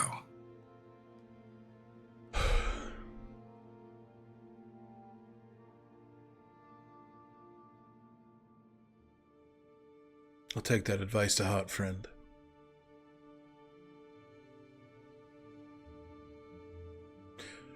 Where are you headed? I've got to go deal with the Ducal Guard. Apparently, they've been napping on duty. Would you like some assistance? gives him a quick little up and down. Yeah. Would you like to instruct or would you like to frighten? Let's just play it by ear. Noted. I'm new to this whole commander thing. Well, shall we, Commander? You don't have to call me that. You've been saying that a lot today? To the ones that don't have to call me that. Well. For now, I will stick to calling you friend. I appreciate that. And I'd count you amongst my friends as well.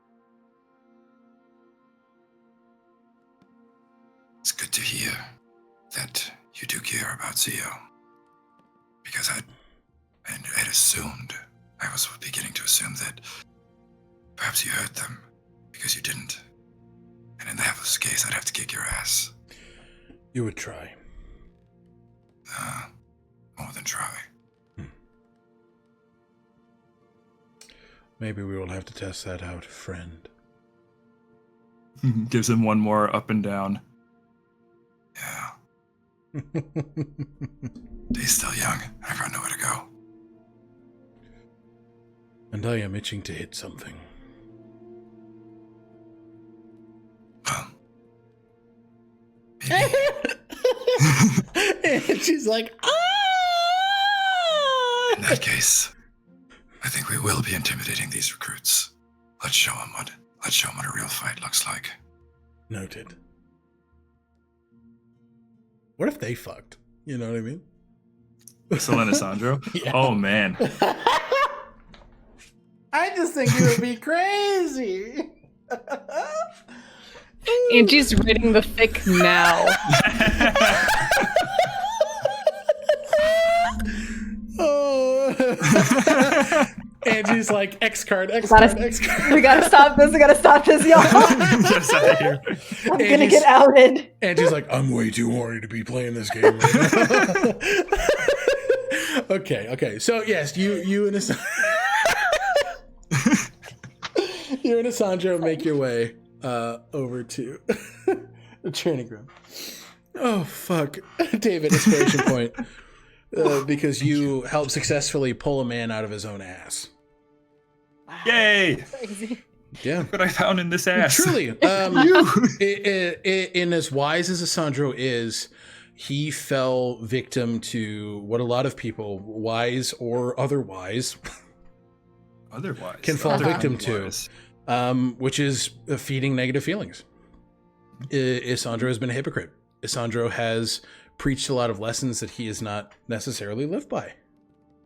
And even the most wizened can get it wrong. So, nicely done. We're gonna run and level 2, because you're a bitch. Stop it. You say add 2 levels? Fuck off. Level 20, everybody. Oh, sick. Oh, fuck yeah, dude. Clip it. No, You said it. don't clip it. If you clip it, you're banned. Button, if you go to clip it, I'm gonna fucking kill you. Stop it. I saw Button go. All right, we're gonna pop back over to Ilynbelle as you all head to the Wallflower. And as you enter, you are met with such an incredibly warm and delightful atmosphere. It is a red brick building. Oh, sorry, I was like, What is that word? It's a brick. What color? Red brick, very warm, very cottagecore, very homey. There's an array of different colored rugs across the entire floor where a bunch of different seating arrangements are held. There are hanging terrariums above where the sense of spring and summer sort of waft in this town sort of shackled by eternal winter. It's very fresh and lively, and in front at the desk you see this very old, probably about 700-year-old Winter Eladrin woman with this very pale blue-gray skin, this curly white hair that is up in a very high bun with two little fringes down the side of her quite plump face. She's wearing a big leather apron. She has workman's pants on, a cute little red blouse, and she just, hello, Echinacea, Belrose. Hello, my love. It has been ages. Near that. How are you? Oh, I have no complaints, my love. Business has been good. Tourism is a boon to the Ilynbelle community, and so many new faces I have met, and a few... Lorian! You have seen better days, my love. It's because you're not eating my fruit darts. Ravina. Oh. Lorian's like, that is exactly why I am in this predicament. You are 100% correct, Ravina. That is exactly why I am in the position I'm in. And you two got a dog. Aedwulf's like, I'm not going to fucking say a thing. Wit's like, actually, that's Aedwulf. Whistle. Xio looks up it's at, back. Xio looks up at Wit and just smiles. That's what I was told. Aedwulf just goes, hi. Yes, this is Aedwulf. Oh. What can I get for you? 2 of everything, and then some. Yes. You got it. Cream puffs, 2 baker's dozen, please. Okay. And you said raspberry tarts, Xio?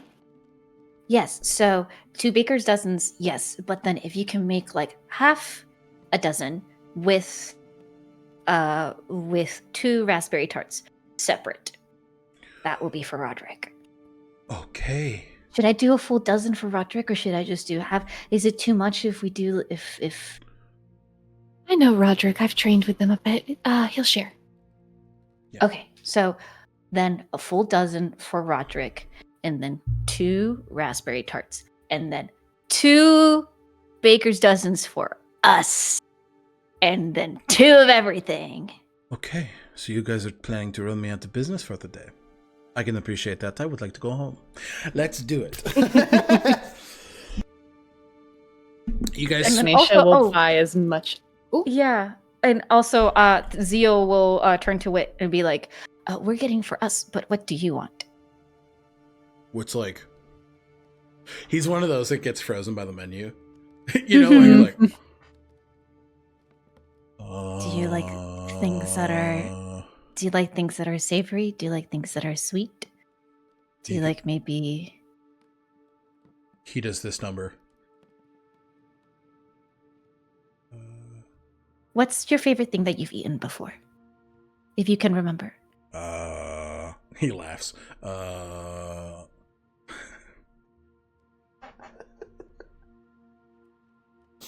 Ass. poor guy. I was thinking kind of like I know you were.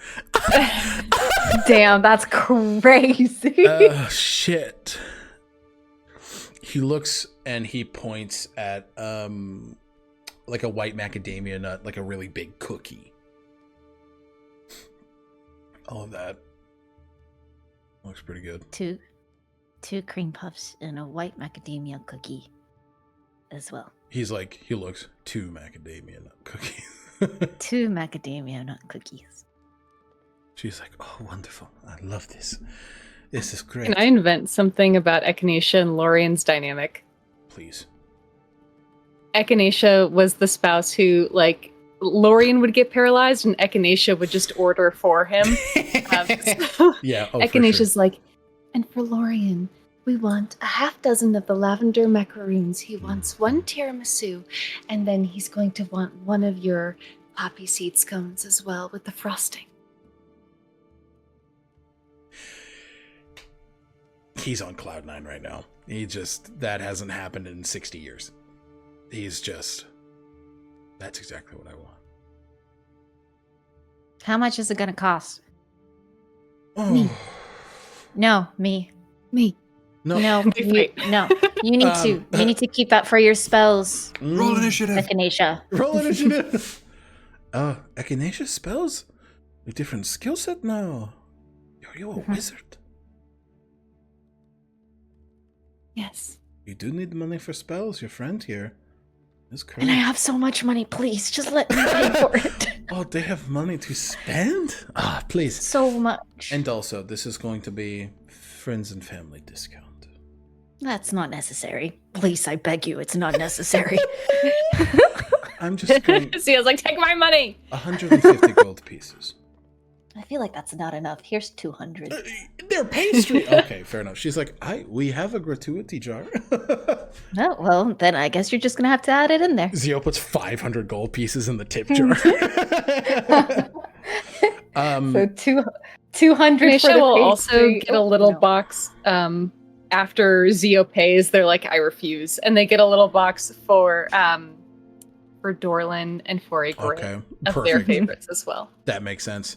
And on the house, Rivian puts a bunch of cheesecakes, like a cheesecake array for you guys to kind of pick and pull from. Cute. She puts a bunch of like hot chocolate samples. So there's like normal chocolate, there's like vanilla, there's like honey pecan, there's a bunch of like different flavored hot chocolates that she's putting in there. And then the last thing that she puts in there for all of you to take home is just like freshly baked brioche buns for you to just like kind of use on whatever. Yeah. I haven't seen you in so long. I just wanted to treat you and Lorian, 2 of my favorite customers. Echinacea sets up, they like scurry behind or like around the counter and they set up a regular delivery for the Belrose Medical Institute to Lorian, to Grit, and to Wit. Okay. Just, okay. That I can do. My granddaughter is actually my delivery girl now. She's 700. I probably know her granddaughter. You know of her granddaughter. Who is she? Parmetta. Parmetta. Such a pretty name. Let me add extra for a tip for Parmetta. That's important. Zio is breaking apart a cream puff and then handing 1/2 to Wit. He's like, like he's never eaten something proper in his entire life. Goes, oh, fuck, that's good. Sorry. Lauren's like, no, it's fucking good. Rivian's like, it is fucking good. But, yes, Parmetta would love to say hello. She did see Dorlin the other day. He looks to be doing well. Yes, I have yet to see him, but Are you We've just been back in writing. town? briefly. Well, whenever you come back, please always come in. Thank you, Ravina. You're welcome. There's a realization that they have to go, like that they have to leave Lorian, whose hand they've been holding this entire Yeah. time. Like even as they ran around the corner, like they were pulling the floating disc with them because they were holding on to Yeah. Lorian's hand. Yes, thank you. You're welcome. Lorian squeezes. Want to talk about it? Not here.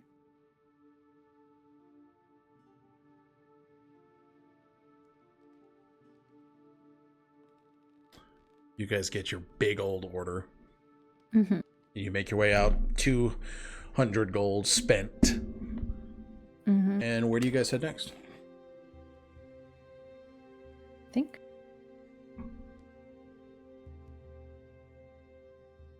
Can we just walk around for a little bit? I would like that very much. Fresh air is very good. Okay. Yeah, you guys.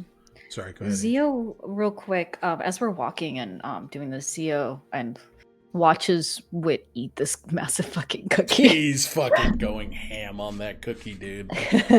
He's like, he does the thing where, you know, people who eat like crust on a sandwich first, he eats the outer rim of the cookie first and just like goes in from there. That's He's me. it's really cute. He just, Xio laughs. Just watching it. fuck is funny. I'm eating a cookie. You're really enjoying it. This is the best way to eat a cookie. To eat anything with a crusted surface. You Eat the get crust to the first. center. Yeah. Typically crusty and hard. And then you slowly eat away until you get to the softest center. Don't make this a metaphor. He laughs. Wait, he laughs? Yeah. Xio just like looks at him and just like in that moment seeing him laughing. And is it a genuine laugh? Yeah, oh yeah. It's an earnest. Yeah. Xio's like, oh. That's a nice laugh. Oh. How old are you? Never ask a lady how old she is. No, are you a lady? Nope, I am. Nope. Oh, fuck. I am in age. I'm 30. There's I'm a 30. reason. Yeah. Thank you. There's a reason why I wanted to ask. So, 30. Yeah. Okay. So then would have been 28 years ago. So I wanted to ask your permission before I asked my father to find information about the Tahi. About what happened when you said you were 2? Yeah. Look into whatever you want. It does. Why though? Oh, I just thought that maybe, I don't know. You said that at some point you want to do your own thing, that you want to kind of tread your own path. Maybe part of that starts with finding where you came from. I'm gonna be real honest with you, Xio. There's not a lot of love lost between me and the Isle.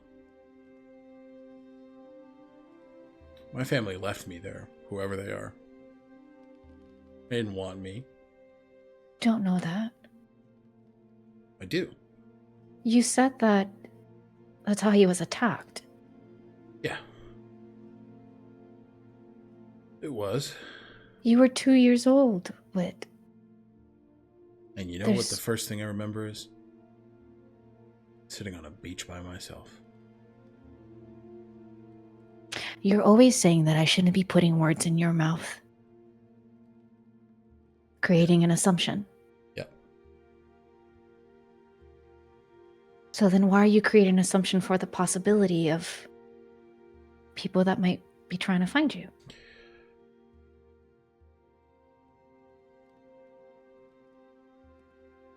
You know what? It's fine.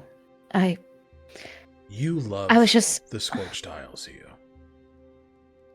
And I'm glad you do. Genuinely. It's your home. for me, it was the place I was born. That's it. And let's say, you know, maybe, just maybe, I do have parents there. And they care.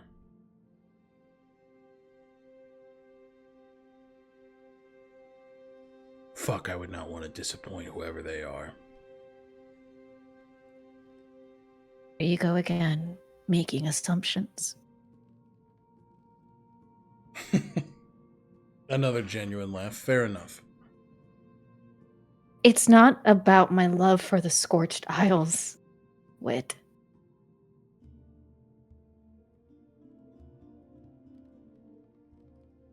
Just trying to do something for you. But it's okay. If You already it doesn't... did.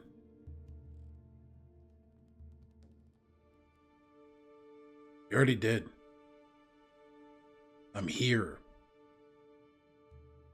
It doesn't stop there. I'm not saying it has to. I'm not asking it to. I'm not asking you to stop trying to do things for me because you're going to keep doing it.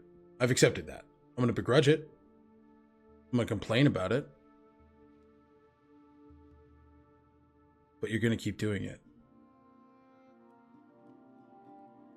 That's because that's what you want to do. And I'm not going to stop you from doing what you want to do.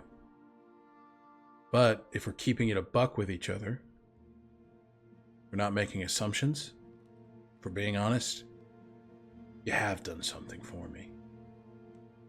And you didn't start with the Wyvern Peaks and talking about healing.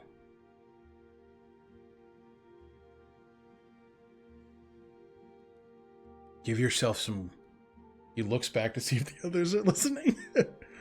He looks back and he sees that Echinacea has cast Conjure Animals so that they have like a sled so that they can cuddle in on this disc with Lorian and Aid. That's really cute. They're That's riding so behind good. a fair distance back, Okay. but they're just all holding each other. They're not like Yeah. strapping. They're talking. Give yourself some credit.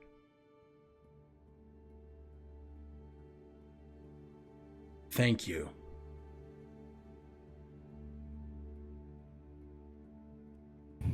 Sorry, you're hard to read sometimes. It's kind of the whole point. So, yeah. You know, you...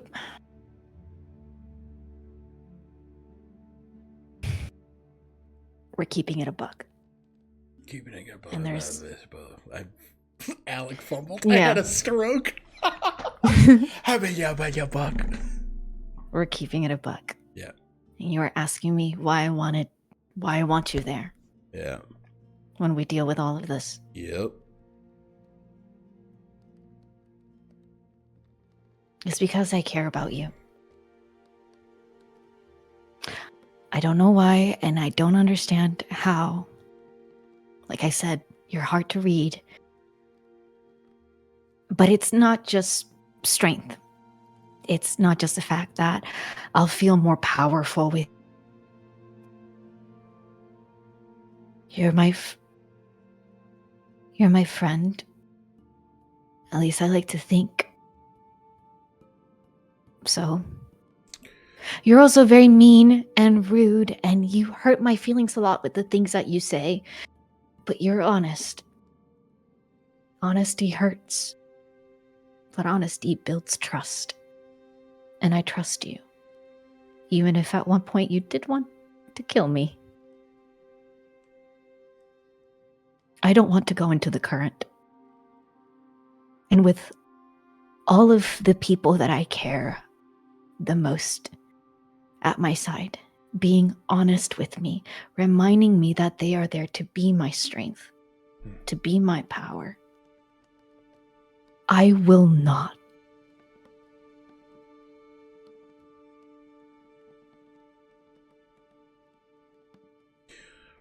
Well, Xio.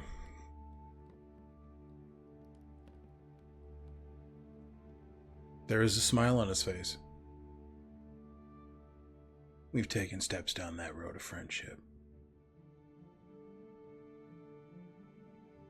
And you know what? let Alma think you're going into it. Because fuck her too. Xio's chest tightens a little bit when they see that smile. Alec, your face. Hi, Raiders. Hi, Raider. Hi, Raiders. Yeah, they feel this sort of flutter. Mm. Gay. And then they and then they nod and smile. So, I know you've already agreed. But can I trust you to keep me honest? That's he does in earnest. That's all I've been trying to do. You've been lying to both of me and yourself. So. In a lot of different ways, yes. Oh, yeah. Okay, don't rub it in. All right. Whatever you say, little horns. Oh, once again, just gets this sort of like, how's the cookie? Yeah, pretty good. They're riding a sled back there, and I'm fucking jealous.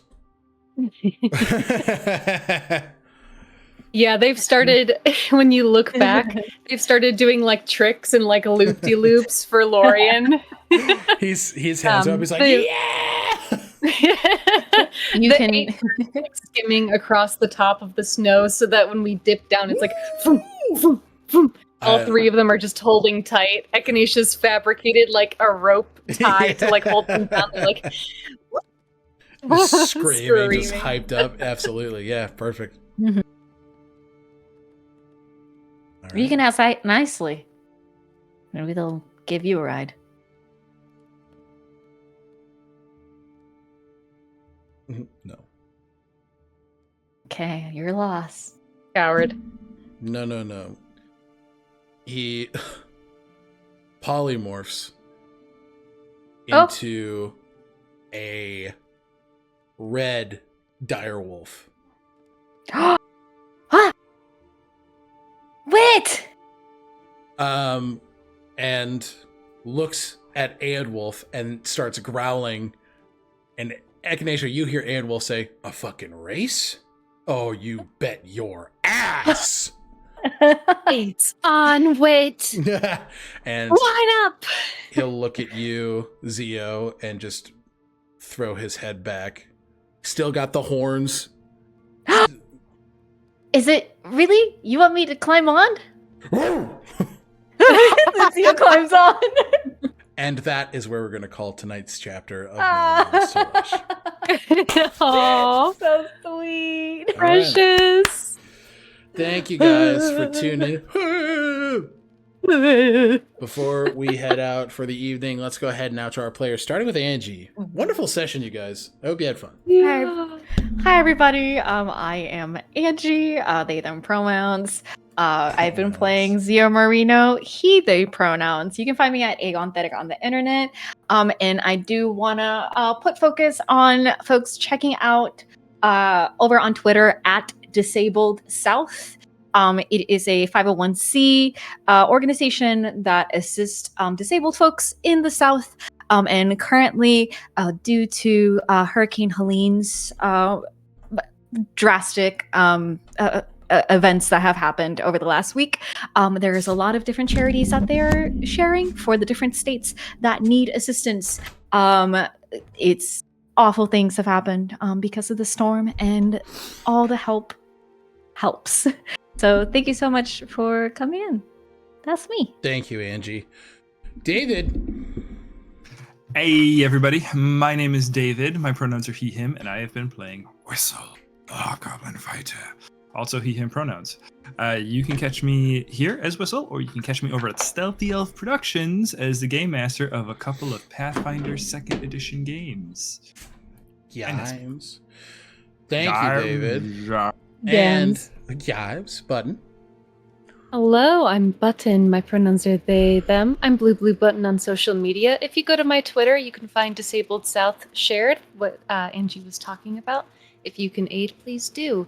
When I'm not here playing Echinacea Belrose, who's just had the best timeline happen with their husband, You can catch me over on Stealthy Elf Productions in the Unearthed Inheritance campaign, where Cress of the Varen Estuary is also having a very good day. We're in the worst timeline, but it's the best day of the worst timeline.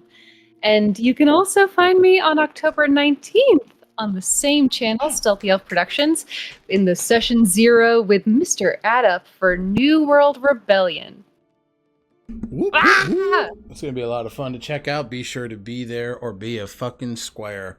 Hi, everybody. My name is Alec. My pronouns are he, him. You can find me all places on the internet at Tales Archived. I've been your Archivist here this evening, and you can also find me playing in the worst timeline in Heroes of Asteria Unearthed Inheritance as Finn Reese, Jotun Blood Fighter, in that incredibly fun campaign. We love Stealthy Elf here, and yeah. Thank you guys for tuning in. We will see you next week for Chapter 85. 85. Wow. 85. 85. Wow. But yeah. Thank you guys for being here, and we will see you next time. Bye. Goodbye. Hold on for a raid. Oh yeah, that. Hold on for a raid. Goodbye. All right, we're out. Nicely done, everybody.